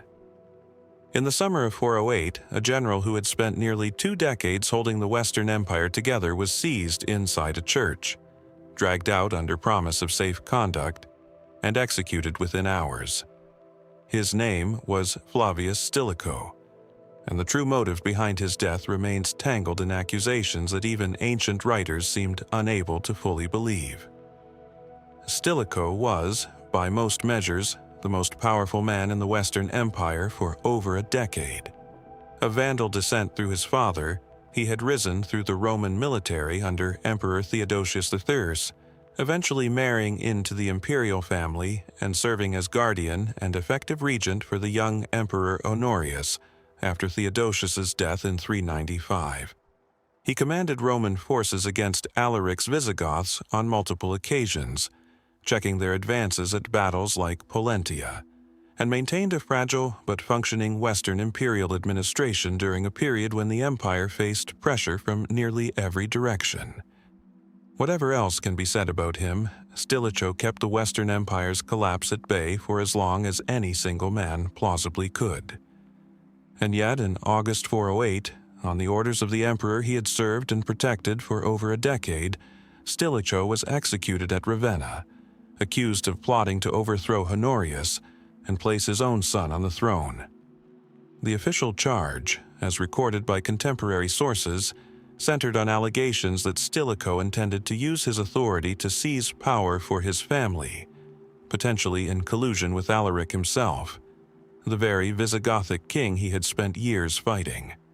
This accusation, on its surface, strains credibility. Stilicho's entire career had been defined by loyalty to the Theodosian dynasty, and his relationship with Alaric, while complex, had involved as much negotiation and mutual leverage as outright hostility, a pattern common among Roman commanders of the period who often worked within, rather than purely against, the shifting alliances of Gothic and Roman power.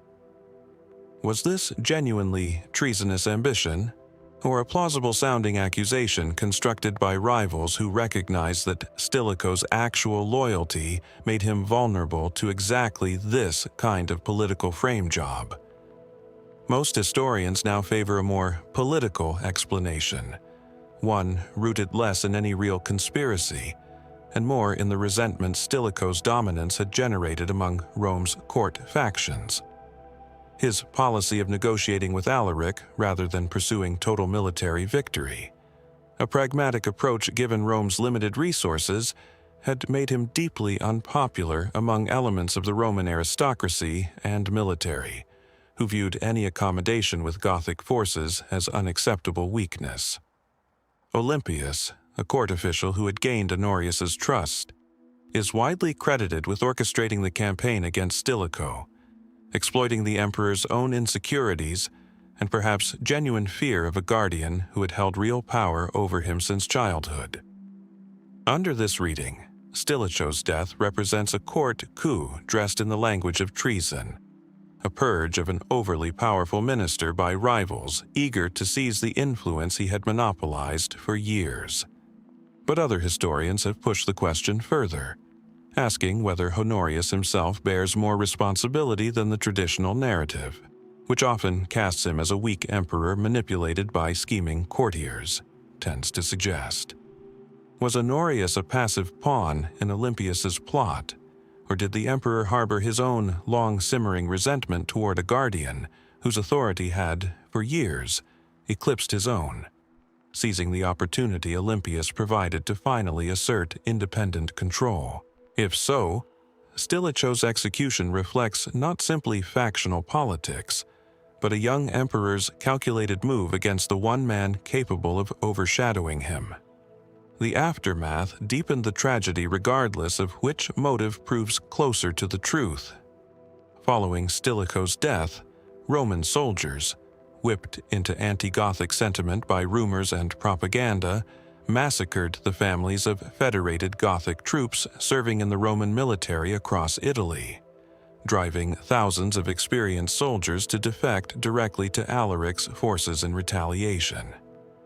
Some historians consider this single decision the elimination of the general most capable of managing Rome's relationship with Gothic power, and the subsequent alienation of Gothic troops within Rome's own ranks to be the single most direct catalyst for Alaric's eventual sack of Rome just 2 years later, the very event this exploration has already traced to its own unresolved conclusion. Was Stilicho, then, a genuine traitor whose ambitions finally caught up with him? A loyal guardian destroyed by court rivals who feared his power more than they feared Rome's actual enemies? Or a casualty of an emperor's private insecurity, dressed up in the language of treason to justify what was, at its core, simply the elimination of an inconvenient protector? No trial record survives to clarify the charges brought against him in detail.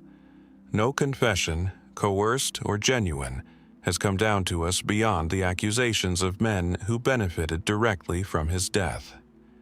What remains is the outcome: an empire that removed its most capable defender at the precise moment it could least afford to, and a question historians continue to turn over: whether Rome killed a traitor in 408, or simply killed itself a little sooner than it otherwise might have.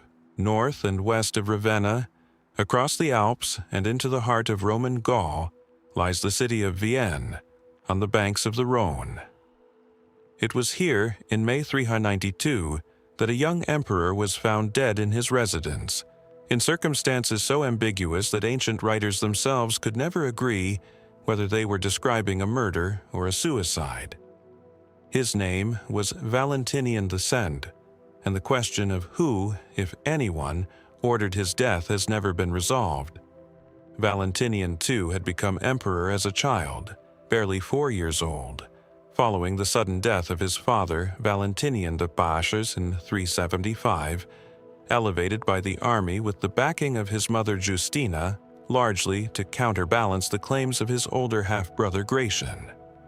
From the beginning, his reign existed more in name than in substance.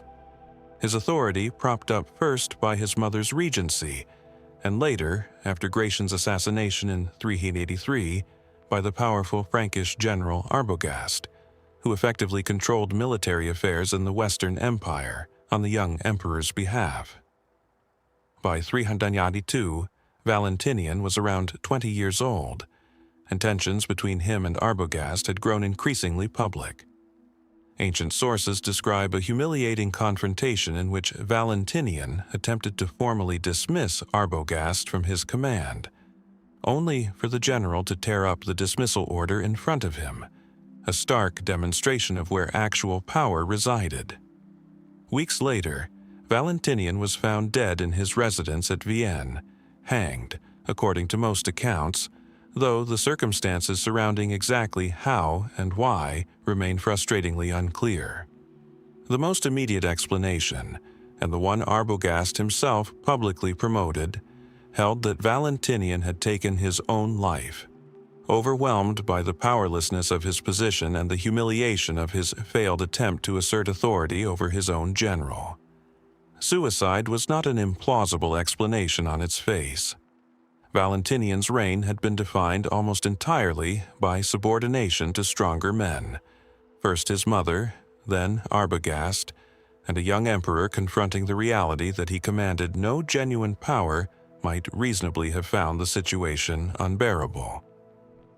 But many contemporaries and later historians found this explanation difficult to accept at face value, largely because it served Arbogast's interests so conveniently. If Valentinian's death was ruled a suicide, no formal investigation or accusation of treason needed to follow, and Arbogast could continue governing in the young emperor's absence without facing direct blame for his death. Under this more skeptical reading, Arbogast, having just been publicly defied and humiliated by an emperor attempting to reclaim genuine authority, may have ordered or personally carried out Valentinian's killing, then staged the scene to resemble suicide, a far more convenient outcome for a general who had no interest in relinquishing the power he had held for years.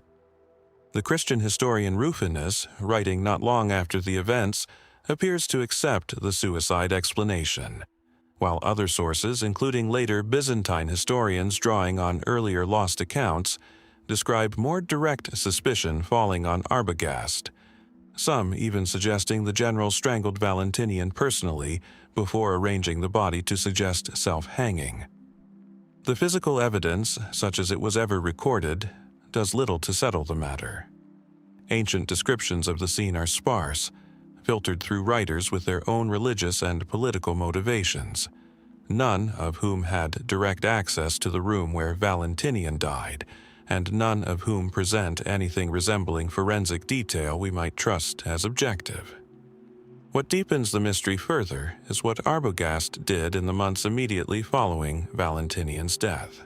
Rather than installing another member of the Theodosian dynasty as a new figurehead emperor, a strategy that had worked for him and his predecessors for years, Arbogast elevated a Roman rhetorician named Eugenius to the Western throne, a civilian with no imperial bloodline at all, a highly unusual choice that some historians interpret as evidence Arbogast had already abandoned any pretense of legitimacy tied to Valentinian's family, having decided, whether before or after the emperor's death, to rule through an entirely different arrangement of his own design. Does this sequence suggest premeditation? A general who eliminated an inconvenient emperor because he had already settled on a replacement more suited to his own ambitions? Or does it simply reflect the practical reality that, with the Theodosian line's last available candidate now dead by whatever means, Arbogast needed to find a new figurehead regardless of how Valentinian's death actually occurred? Modern historians remain divided, and the divide runs along much the same lines it always has. Those who find Arbogast's public defiance and clear political interest in Valentinian's removal too suspicious to dismiss, and those who caution that ancient political murders were so frequently alleged, whether true or not, against whoever benefited most from a ruler's death, that suspicion alone cannot substitute for actual evidence we simply do not have. Did Valentinian II take his own life, crushed by the realization that his throne was hollow? Or did Arbogast, having just been humiliated by the one man theoretically able to command him, decide that a compliant corpse was safer than a defiant emperor? The residence at Vienne where he died has left no surviving physical trace of that night. No rope, no letter, no witness account beyond the political enemies and beneficiaries who told the story afterward, each shaping it to serve conclusions convenient to themselves. A century and a half before Arbogast stood over a fallen Roman emperor, before any single ambitious general could hold that much unchallenged power in the West, Rome had already lived through a longer, stranger unraveling, one with no single villain and no single riverbank to mark where it happened. It unfolded instead across the entire empire, in the melted, debased coins that archaeologists still pull from the ground today, silver reduced to little more than a whisper of its former purity, a physical record of just how badly Rome's finances and Rome's stability had frayed during the years historians now call the crisis of the 3rd century. Between roughly AD 235 and 284, the Roman Empire came closer to total disintegration than at almost any other point in its history, and did so without a single foreign conqueror ever breaching its heart. In this span of less than 50 years, the empire saw over 20 legitimate or claimant emperors, most of them installed and removed by their own soldiers, few of them surviving their reign by more than a year or two. Provinces broke away entirely, forming breakaway states like the Gallic Empire in the west and the Palmyrene Empire in the east, the same domain Zenobia would briefly rule before her capture. Plague swept through cities already weakened by war, and that debased currency, coins increasingly diluted with cheaper metals to stretch an emptying treasury, tells its own quiet story of an empire spending far more than it could sustain. What actually caused this collapse, and why did an empire that had endured for centuries suddenly find itself unable to hold together for even a single stable decade? The most widely accepted explanation points to a convergence of military and political failures feeding directly into one another. Constant civil war between rival claimants left Rome's frontiers dangerously undermanned, inviting exactly the kind of external pressure from Germanic tribes along the Rhine and Danube, and from the newly aggressive Sassanid Persian Empire in the east that further destabilized whichever emperor currently held or claimed to hold the throne. Each military failure fed political instability, and each new usurpation further weakened the empire's ability to respond to external threats. A self-reinforcing cycle that historians sometimes describe as a genuine death spiral, one crisis compounding the next until distinguishing cause from effect becomes almost impossible. Economic historians add another critical layer, arguing that the relentless debasement of Roman currency, emperors diluting silver coinage to pay for constant military campaigns, and, just as often, to bribe the very soldiers whose loyalty determined whether an emperor lived or died, triggered runaway inflation that eroded trade, taxation, and the basic economic trust that had underpinned Roman commerce for centuries. Was this debasement a symptom of the crisis, a desperate response to military necessity, or one of its actual root causes, an economic collapse that made effective governance and defense increasingly impossible, regardless of who happened to hold power at any given moment? Some historians push the analysis further still into environmental and epidemiological territory. Archaeological and ice core evidence increasingly points to a period of significant climatic instability across the 3rd century, including disruptions that may have affected agricultural yields across the empire, compounding the strain already placed on Roman logistics by decades of internal warfare. Layered atop this is the plague of Cyprian, a devastating epidemic that swept through the empire roughly between 249 and 262, killing an estimated significant portion of the population in affected cities, further hollowing out the tax base, the army's recruitment pool, and the administrative capacity needed to hold a fracturing empire together. Was Rome, then, less a victim of any single failure of leadership, and more a civilization caught in a genuinely unprecedented convergence of plague, climate disruption, and military overextension, a crisis so multidimensional that no emperor, however capable, could have fully reversed it? And here the more speculative threads emerge, the ones historians debate with considerably less consensus.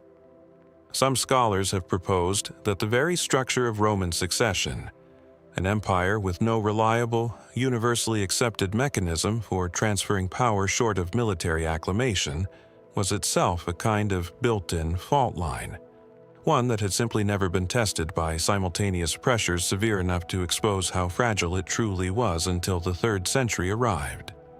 Under this reading, the crisis wasn't caused by any external shock at all, but was instead an inevitability waiting to be triggered, a structural weakness embedded in Roman governance since its earliest imperial days, merely waiting for the right combination of misfortune to finally bring it into the open.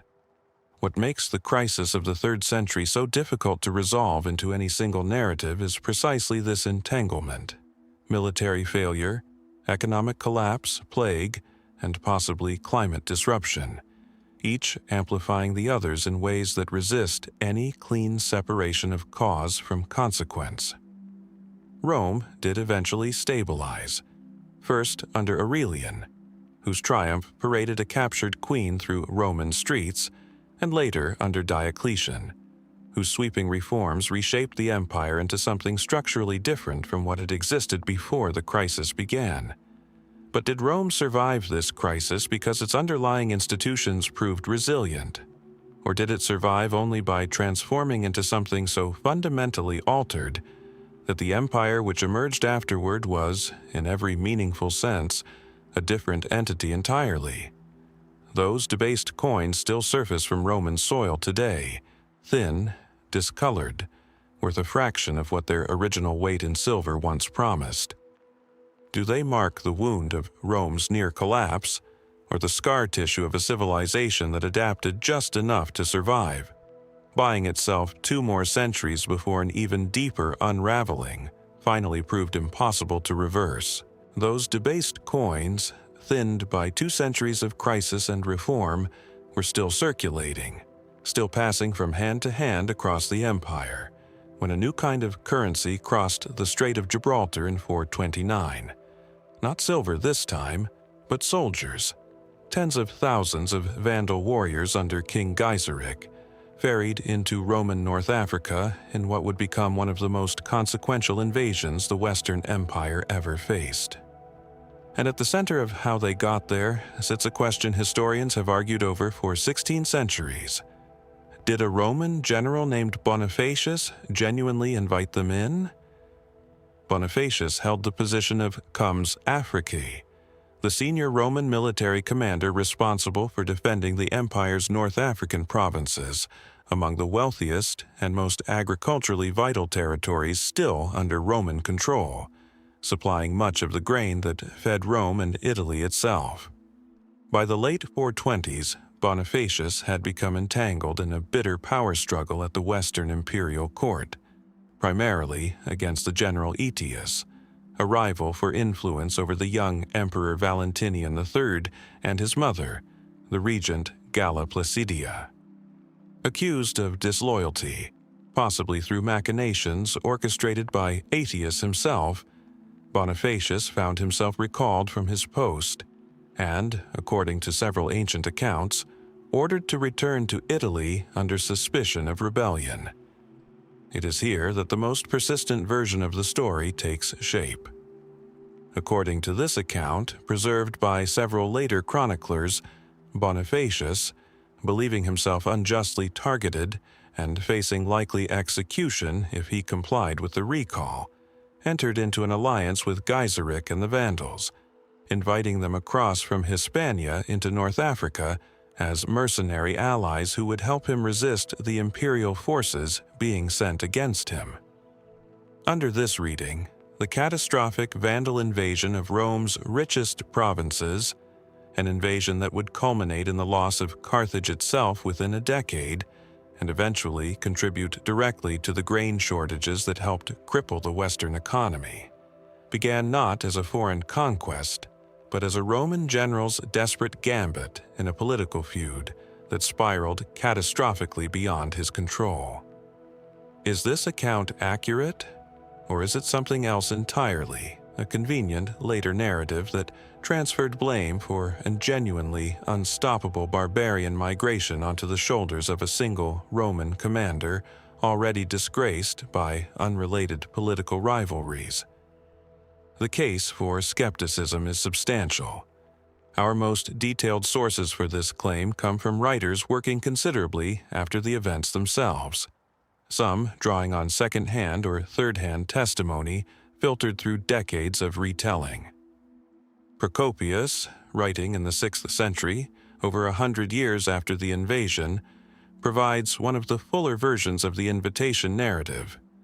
But by his own time, the story had already passed through generations of Roman commentary, eager to explain how such catastrophic territorial losses could have occurred, and blaming a single treacherous general offered a considerably tidier explanation than acknowledging deeper structural weaknesses in Rome's ability to defend its provinces at all.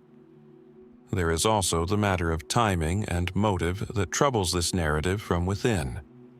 Some later accounts suggest that Bonifacius, upon realizing the scale of destruction the Vandals intended to inflict once they arrived, attempted to reconcile with imperial authorities, and even fought against Geiseric's forces himself, an outcome that sits awkwardly against the portrait of a general who had deliberately unleashed the Vandals as calculated allies. Was this a genuine reversal? A man realizing too late the catastrophe his invitation had caused? Or does this contradiction suggest the invitation story itself was embellished or invented, layered onto a more complicated reality in which the Vandals crossing into Africa had motivations and momentum entirely independent of any single Roman commander's political troubles? Other historians propose a middle explanation, that Bonifacius may indeed have made some form of contact or arrangement with Gaiseric, perhaps genuinely seeking mercenary support against Aetius's forces, but that the scale and consequences of what followed vastly exceeded whatever limited alliance he originally intended. A miscalculation rather than outright treason. A general who opened a door he could not subsequently close or control. And beneath all of this lies a further complicating question. To what extent had the Vandals already been planning a move into North Africa's wealthy provinces, regardless of any Roman invitation, driven by their own pressures in Hispania, including conflict with Visigothic forces pushing them toward the coast? If Geiseric's ambitions toward Africa predated any communication with Bonifacius, then the entire invitation narrative may function less as historical fact and more as a convenient origin story, one that gave Roman writers a specific villain to blame, for a migration that may have been coming regardless of what any single, frustrated general decided to do. Did Bonifacius truly open the gate that let the Vandals into Rome's richest provinces, driven by a political feud that spiraled far beyond anything he intended? Or has history assigned him a betrayal invented largely after the fact? A simpler story constructed to explain a catastrophe whose true causes lay in forces already moving long before he ever sent word across the strait. No letter of invitation survives. No contemporary record confirms the conversation ever took place at all. Only the outcome remains beyond dispute, a Roman general's name forever linked to an invasion whose true origins may be as unrecoverable as the coastline the Vandals crossed to reach it. A convenient villain, history often prefers one. A single name onto which the blame for a much larger catastrophe can be fixed, sparing everyone else the discomfort of a messier truth. We saw that pattern shadow a Roman general accused of inviting the Vandals into Africa. That same pattern surfaces again, a century and a half earlier, around the Desert Queen who once eclipsed Rome's authority across its eastern provinces, and whose final defeat may have depended on a betrayal no ancient source can fully confirm. Zenobia had built the Palmyrene Empire into one of the most formidable breakaway states of the 3rd century, seizing Egypt, pushing into Anatolia, and ruling for a brief period a territory stretching from the Nile to the edges of Asia Minor. Her downfall came at the hands of Emperor Aurelian, who besieged her capital at Palmyra after defeating her forces in the field, eventually forcing the city's surrender and capturing Zenobia herself as she attempted to flee toward Persian territory. But sieges of this scale rarely end through military force alone, and several ancient accounts suggest that Palmyra's fall, and perhaps Zenobia's capture specifically, may have depended on betrayal from within her own ranks.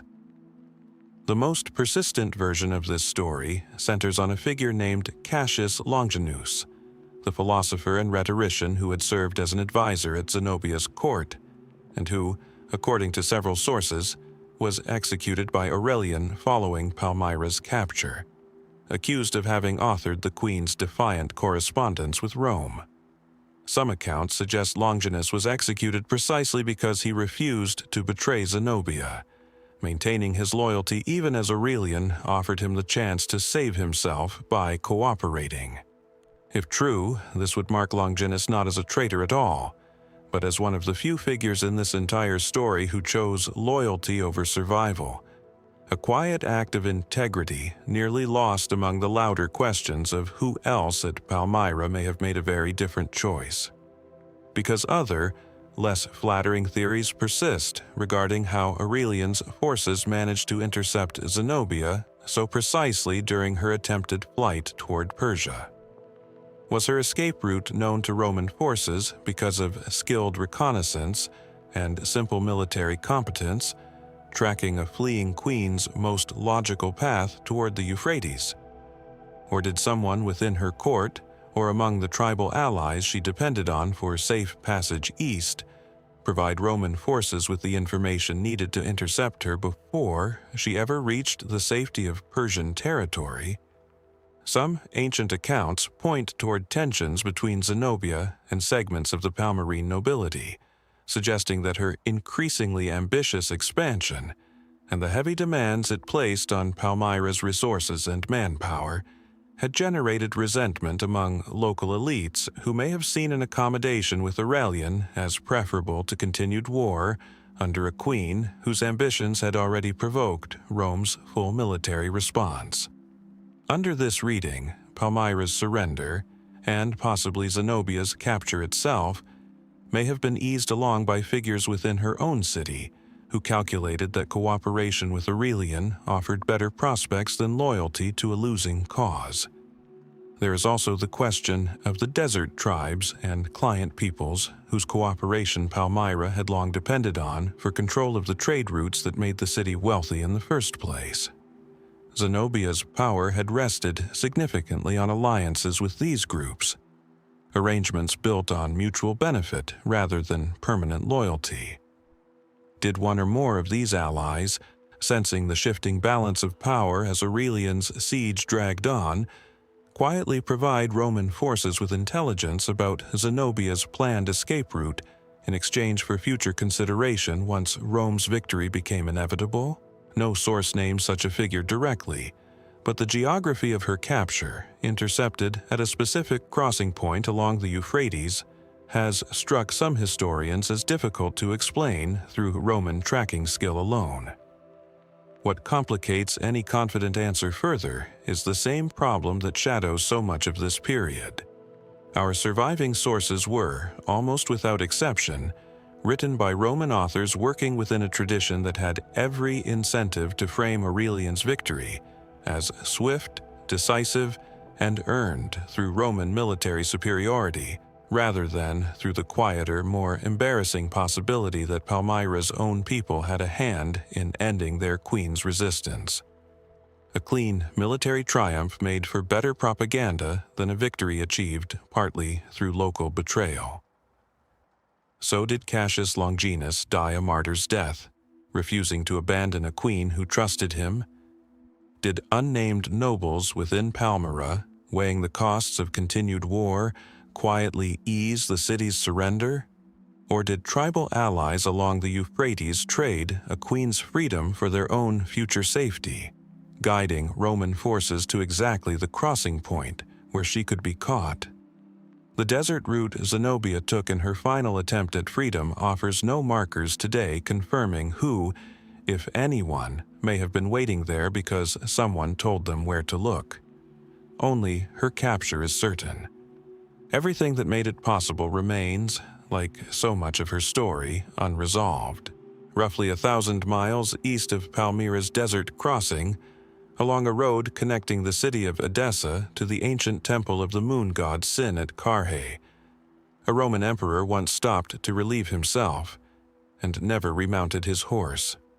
The date was April 8, AD 217. The emperor was Caracalla, and the man who struck him down that day acted alone. But the question of who else may have wanted him dead has occupied historians for 18 centuries.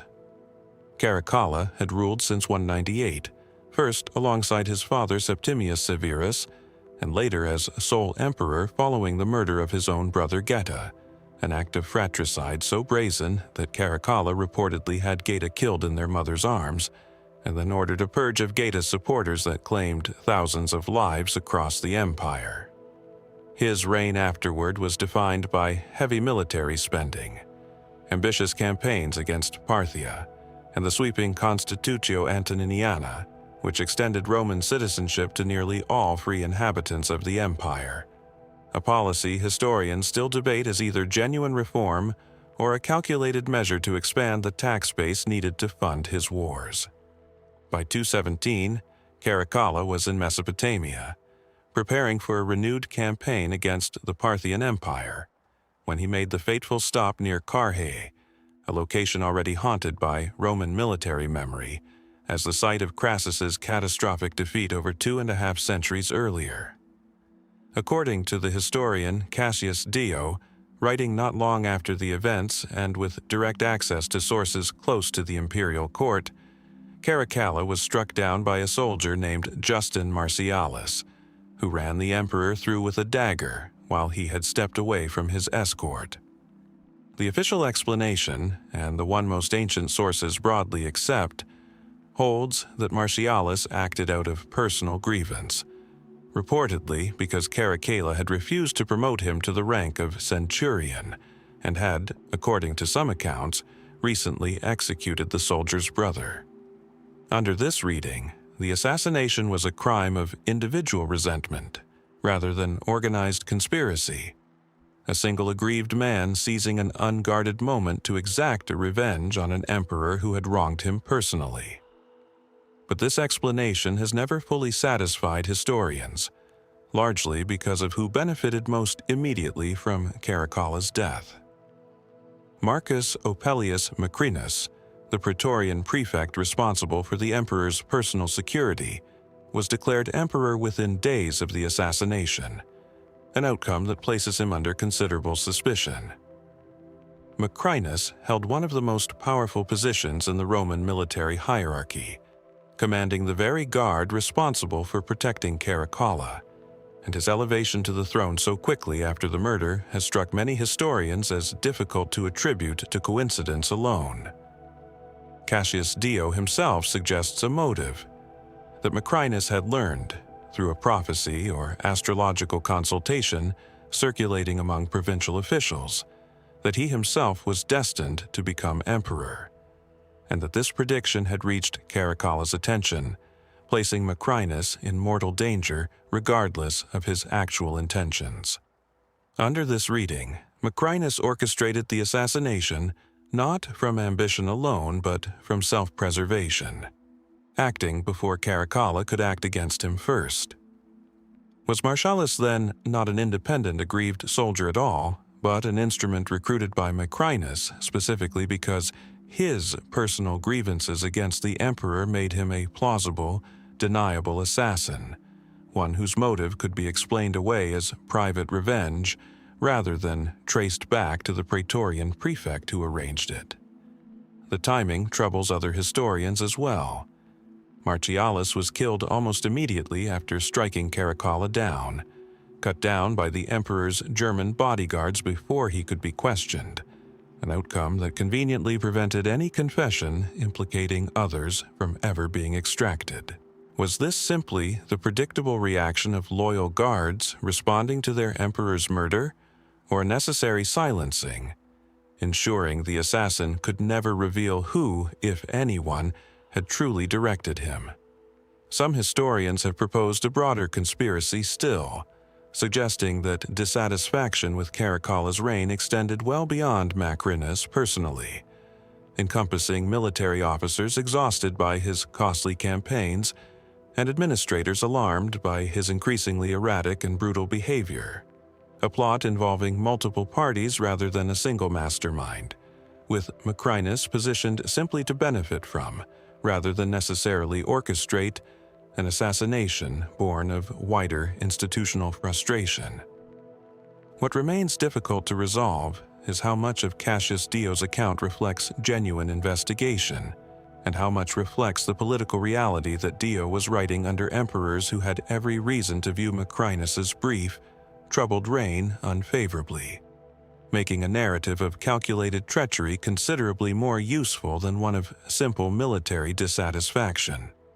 Macrinus himself would rule for barely a year before being overthrown and killed, leaving behind no defense of his own actions, no account contradicting the suspicions later writers attached to his rise. Did Justin Martialis act alone, driven by nothing more than personal grief and professional humiliation? Or did Macrinus, standing closest to the throne and holding the authority to arrange exactly this kind of unguarded moment, engineer the death of the man he was sworn to protect? The road near Carhae holds no marker for what happened there. No confession survives from the soldier who wielded the blade, and the prefect who inherited the throne left the question of his own involvement as unresolved in death as it had been the day Caracalla fell. 88 years after a soldier's dagger ended Caracalla's life on a Mesopotamian roadside, another Roman ruler stood before a crowd near the same eastern edges of the empire in the city of Nicomedia, and did something almost no Roman emperor before him had ever chosen to do. He gave up his throne. Voluntarily. In full health, in full command of his authority, Diocletian removed his own imperial robes on May 1st, AD 305, and walked away from power entirely, retiring to a fortified palace on the Dalmatian coast to grow cabbages, by his own account, for the remainder of his life. Diocletian had come to power in 284, under circumstances not unlike those surrounding Caracalla's death, elevated by the army after the previous emperor, Numerian, died under equally suspicious conditions during a Persian campaign.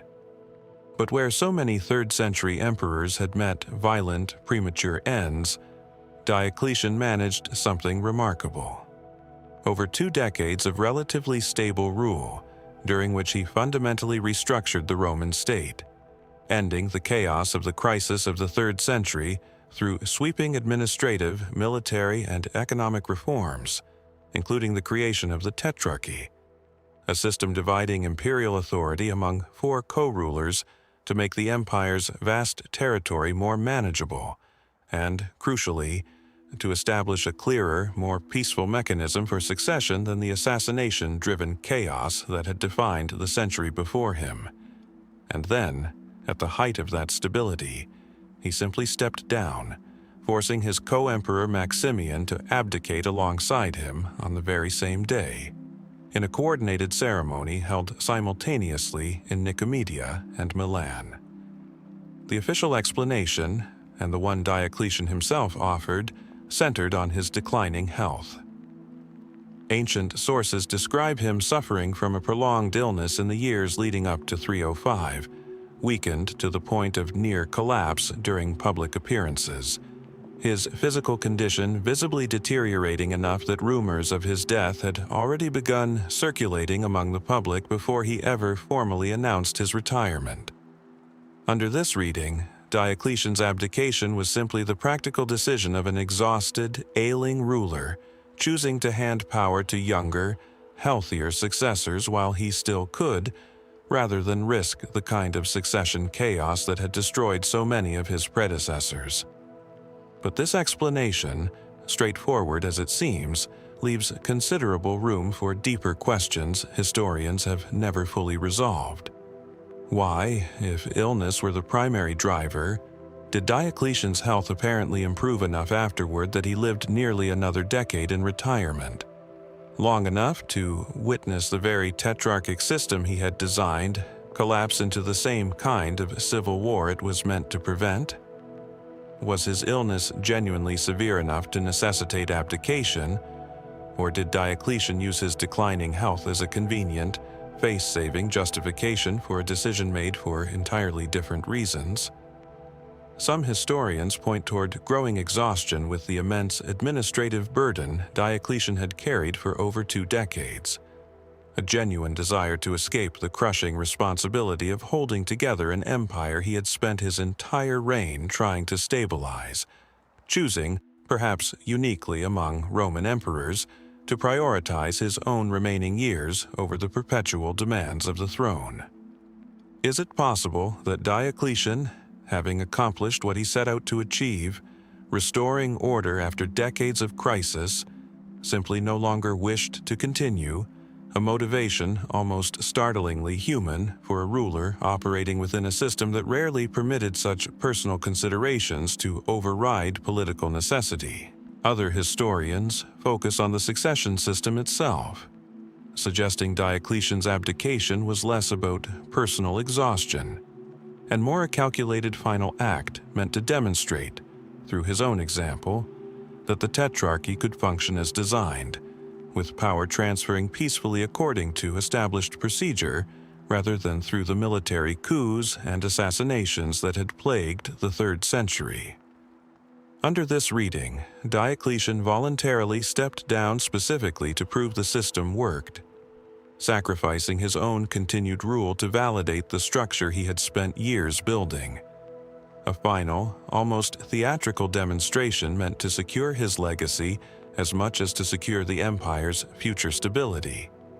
And there is a darker, more speculative possibility some historians have raised, that Diocletian may have felt compelled to abdicate under pressure he never publicly acknowledged, whether from Galerius, his increasingly ambitious junior co-emperor, whose influence had grown considerably in the years before 305, or from other political forces within the Tetrarchy who saw genuine advantage in easing the aging emperor toward retirement before his declining health created a succession crisis on someone else's timeline rather than Diocletian's own. If true, the voluntary framing of his abdication may have concealed a more coerced reality, one in which Diocletian retained just enough authority to choose the manner and timing of his departure, but little genuine choice over whether that departure would occur at all. What makes this question so difficult to resolve is the near-total absence of any private account from Diocletian himself explaining his true motivations beyond the officially stated illness. He lived for years afterward at his palace in Split, largely withdrawn from political affairs, offering the ancient world's most famous response to a request that he return to power, reportedly remarking that if his correspondent could see the cabbages he had grown with his own hands, he would never suggest such a thing again. A comment ancient and modern historians alike have never quite decided how literally or how ironically to take. Was Diocletian's abdication a genuinely selfless act, a ruler stepping aside for the health of the empire and himself alike? A calculated final performance meant to cement a system already showing cracks, or a retirement not nearly as voluntary as the ceremony in Nicomedia was designed to suggest? The palace at Split still stands today, its walls incorporating the ruins of the emperor's retirement home, and within them, whatever private reckoning led a man to surrender the most powerful office in the ancient world remains exactly where he left it, unspoken and, so far, unrecovered. Far to the east of Split's Adriatic coastline, across the breadth of the Mediterranean world and 3.5 centuries later, another ruler's final days unfolded not in a palace of voluntary retirement, but inside a mosque in the city of Kufa, in what is now southern Iraq. It was there, in the early morning hours of the 19th of Ramadan in the year 40 of the Islamic calendar, corresponding to January AD 661, that Ali ibn Abi Talib, the fourth Caliph of the Muslim community, and a figure of profound significance across the Islamic world, was struck down while leading morning prayers, dying of his wounds several days later. The broad facts of his death are among the better documented events of this early period.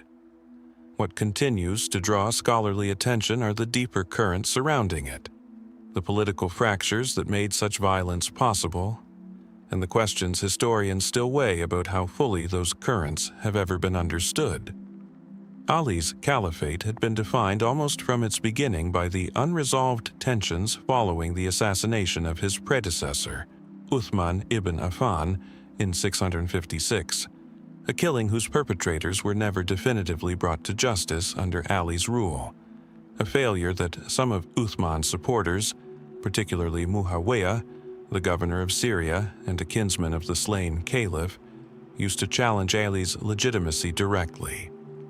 The resulting conflict, known as the First Fitna, split the early Muslim community and produced the pivotal Battle of Siffin in 657, an engagement that ended not in decisive victory but in a contested arbitration process that satisfied almost no one and ultimately fractured Ali's own coalition. It was from this fracture that the most immediate and well-documented cause of Ali's death emerged.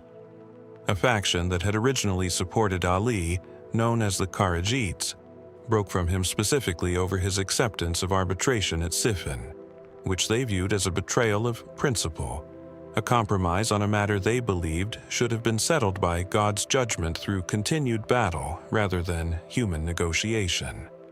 Their opposition hardened into a broader rejection of the political order itself, and it was a member of this group, a man named Abd al-Rahman ibn Muljam, who struck Ali with a poisoned sword as he entered the mosque at Kufa for dawn prayers.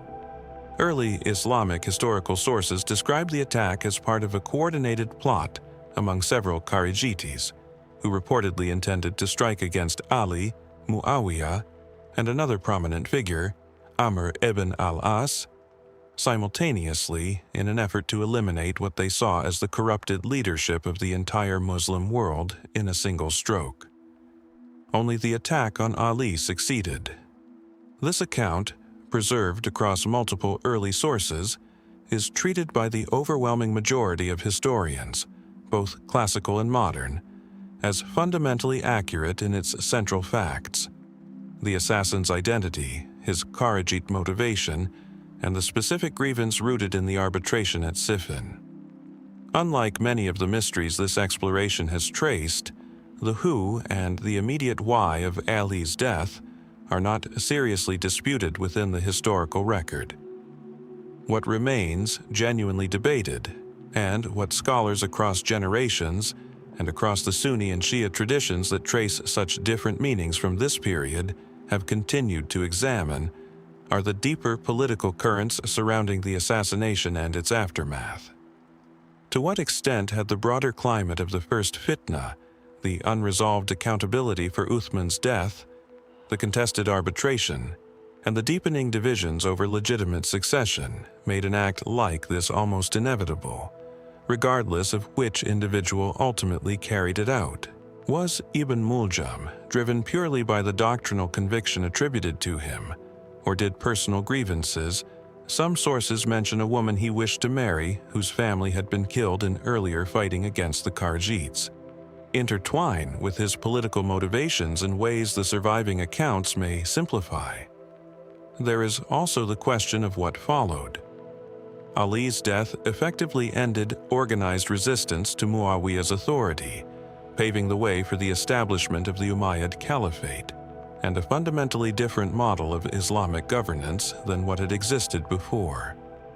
Historians continue to examine how directly the assassination's timing served that outcome, and how much of the surviving narrative was shaped, in the centuries afterward, by communities with sharply different views of Ali's legacy and legitimacy, the same divide that would eventually harden into the broader Sunni-Shia distinction that continues to shape Islamic thought today. The mosque at Kufa still stands, rebuilt and expanded many times since the 7th century, and remains one of the most significant sites of pilgrimage and reflection in the Islamic world. What the historical record leaves less settled is not whether Ali was killed, or even primarily by whom, but how fully we can ever separate the political currents of that fractured decade from the singular act that closed it, and how much of what shaped the centuries that followed was set in motion in that dawn prayer by forces far larger than the blade itself. 3 centuries before Ali fell at dawn prayer in Kufa, another ruler met his end far to the west, in the foothills of the Pyrenees, at a small fortified town called Helena, in what is now southern France. It was there, in the summer of AD 350, that Constans, one of the 3 surviving sons of Constantine the Great, was hunted down and killed while attempting to flee, abandoned by nearly everyone who might once have protected him. The broad outline of his death is well established. What remains far murkier is how many hands, and how much prior planning actually stood behind it. Constans had inherited rule over the western portion of the Roman Empire following the earlier deaths of his brothers Constantine II, killed in 340 during a failed invasion of Constan's own territory, leaving Constans as sole master of the West for a decade. His reign, by most surviving accounts, grew increasingly unpopular as it progressed, marked by accusations of favoritism toward his personal bodyguard, alleged indulgence in behavior. Ancient sources describe with clear moral disapproval, and a growing alienation from the military establishment whose support had underpinned every stable emperor of this turbulent century. Whatever the precise mixture of genuine misrule and hostile exaggeration in these accounts, by 350, Constans had accumulated enough enemies within his own administration that the conditions for rebellion were firmly in place. The immediate agent of his downfall was a general named Magnentius, of Germanic and British descent, who was proclaimed emperor by disaffected troops at autumn in January of that year. Constans, caught without adequate loyal forces nearby to resist, fled south toward the Pyrenees, attempting to reach Spain, where he may have hoped to rally support or escape entirely. He did not make it. Magnentius's agents, a detachment specifically dispatched to prevent his escape, caught up with him at Helena, and he was killed there, reportedly after seeking sanctuary in a temple that offered no protection at all against men already determined to see him dead. This much historians broadly agree upon. What continues to generate genuine scholarly disagreement is the question of how far the conspiracy against Constans actually extended, and whether Magnentius himself was the true architect of the plot, or simply the figure whose ambition proved most useful to interests that had already been organizing against the emperor before he ever raised his standard at autumn. Some ancient sources suggest the rebellion had been brewing for some time among officers and officials who had grown weary of Constance's rule, and that Magnentius, rather than initiating the conspiracy himself, was elevated by others who recognized in him a plausible, militarily capable figurehead around whom broader discontent could coalesce. Under this reading, the responsibility for Constance's death spreads considerably wider than a single ambitious general, implicating a network of court and military figures whose names never survived in connection with the plot, precisely because Magnentius's own elevation absorbed all the credit and all the blame that circumstances required. Other historians focus on the specific detachment sent to kill Constans, noting that the swiftness and precision with which they intercepted his flight suggests either exceptional battlefield intelligence or, more troublingly, foreknowledge of his intended escape route that could only have come from someone within Constance's own diminished circle, someone positioned closely enough to know exactly where the fleeing emperor was headed before Magnentius's men set out after him. Was there a betrayer inside Constance's final entourage? Someone who traded the location of a doomed emperor for favor with the regime already forming to replace him? There is also the matter of what happened to the details of Constance's actual death, which vary somewhat between surviving accounts regarding the precise circumstances of his final moments and the fate of those few attendants who remained with him. This inconsistency, modest as it may be, has led some scholars to wonder whether the official narrative that solidified under Magnentius's brief subsequent rule smoothed over uncomfortable specifics, perhaps regarding how thoroughly Constance's own guard had already abandoned him before Magnentius's killers ever arrived, a detail that would speak less to a sudden coup and more to a betrayal that had been building, unnoticed or unrecorded, for considerably longer than the rebellion's public timeline suggests. Magnentius himself would rule the West for only 3 years before being defeated by Constance's surviving brother, Constantius II, and taking his own life rather than face capture, leaving behind no account of his own, of exactly how the plot against Constance had actually formed, or who among his allies had done the work of ensuring the emperor could not escape. Was Constans killed simply because one ambitious general seized a moment of vulnerability at Autumn? Or does his death conceal a wider conspiracy, one whose true participants were absorbed into Magnentius's brief and ultimately unsuccessful reign, their names lost along with his own defeat 3 years later? The temple at Helena, where he sought shelter, offers no inscription, confirming who among his final companions may have already made their peace with the men closing in around him. Only the outcome is certain: an emperor cut down while fleeing, and a conspiracy whose full shape, whether the work of one general or many hidden hands, has never been fully brought into the light. Deep within the great palace of Constantinople, past marble halls still echoing with the ceremonial rigidity of Byzantine court life, stood a chamber where, by most accounts, an emperor slowly lost his mind. Justin II, nephew and successor to Justinian the Great, ascended the Eastern Roman throne in 565, inheriting an empire already strained by decades of costly wars and administrative overreach. Within a few years, according to multiple Byzantine sources, he began exhibiting signs of severe mental instability, fits of violence, prolonged withdrawal from public affairs, and behavior so erratic that by 574 he was formally sidelined, with his wife Sophia and the general Tiberius effectively assuming control of imperial governance, while Justin himself remained emperor in name only until his death in 578. Whether poison played any role in this decline has never been settled, and the sources that might resolve it are frustratingly thin. Justin's reign had not begun under particularly promising circumstances.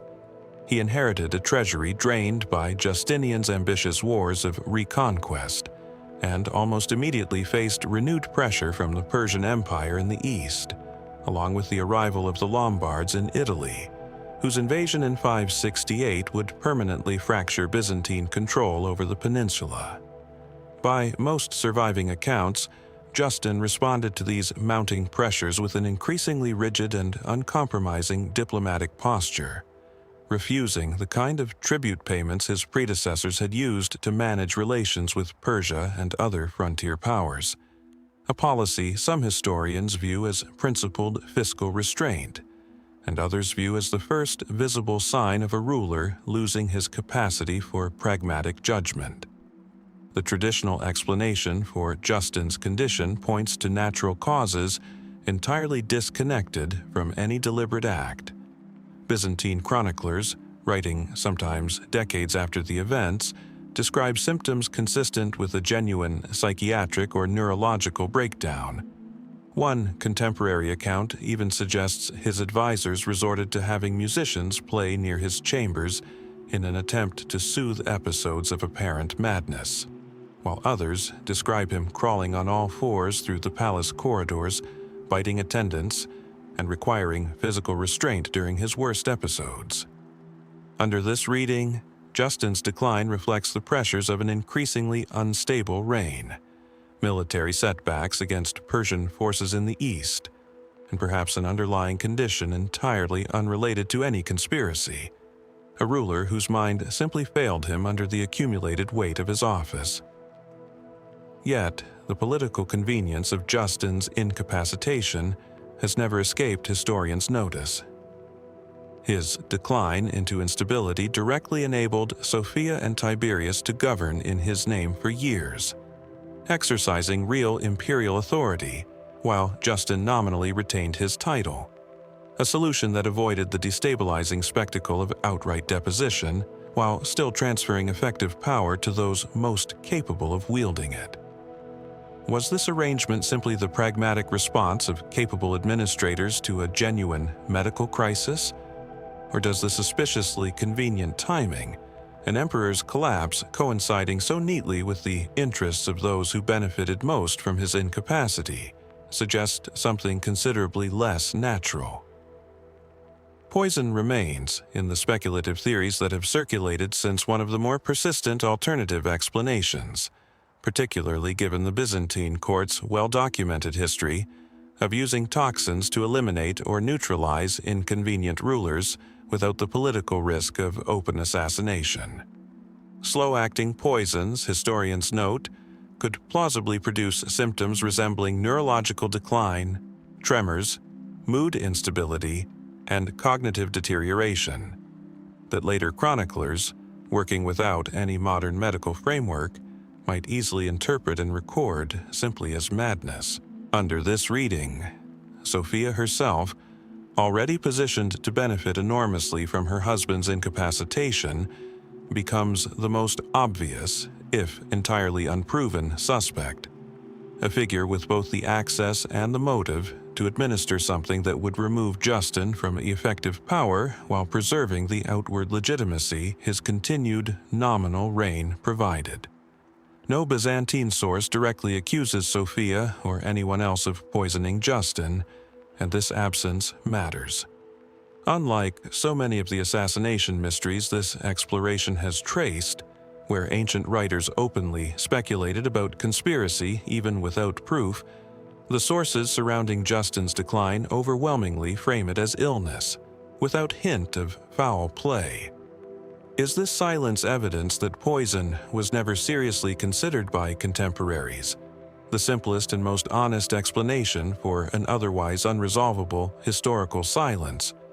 Or does it reflect exactly the kind of institutional discretion a Byzantine court skilled in managing its own image might have exercised, ensuring that whatever truly happened behind palace walls never reached the historical record in any form that could later implicate the empress herself?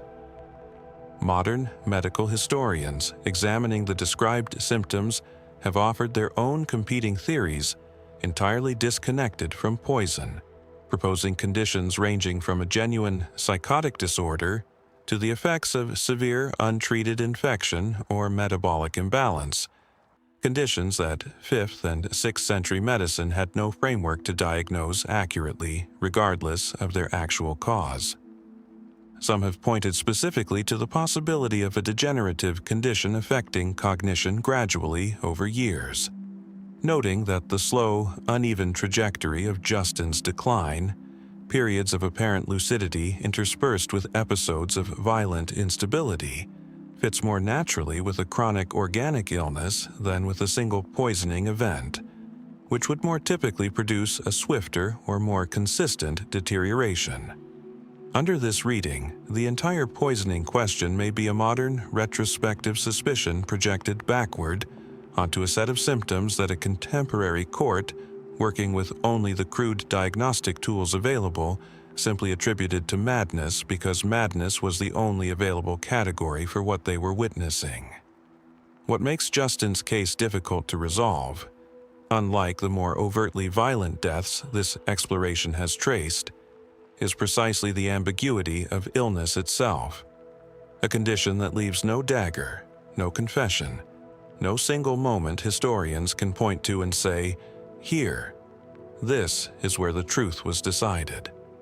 A slow decline offers none of the forensic clarity that even a hurried assassination sometimes leaves behind, and the court's own interest in projecting stability during the transition of power means whatever records once existed describing Justin's day-to-day condition were filtered through advisors with every reason to shape the narrative toward reassurance rather than diagnosis. Did Justin II simply succumb to a genuine and tragic mental collapse, the accumulated pressure of ruling an empire proving too much for a mind already vulnerable to disorder?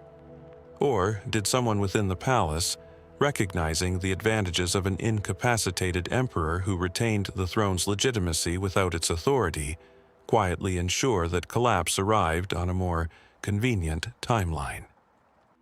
The chambers of the great palace where Justin spent his final declining years have long since crumbled beneath the modern city built above them, taking with them whatever physical evidence might once have confirmed what truly moved through the emperor's blood: illness alone, or something administered by a hand history never named.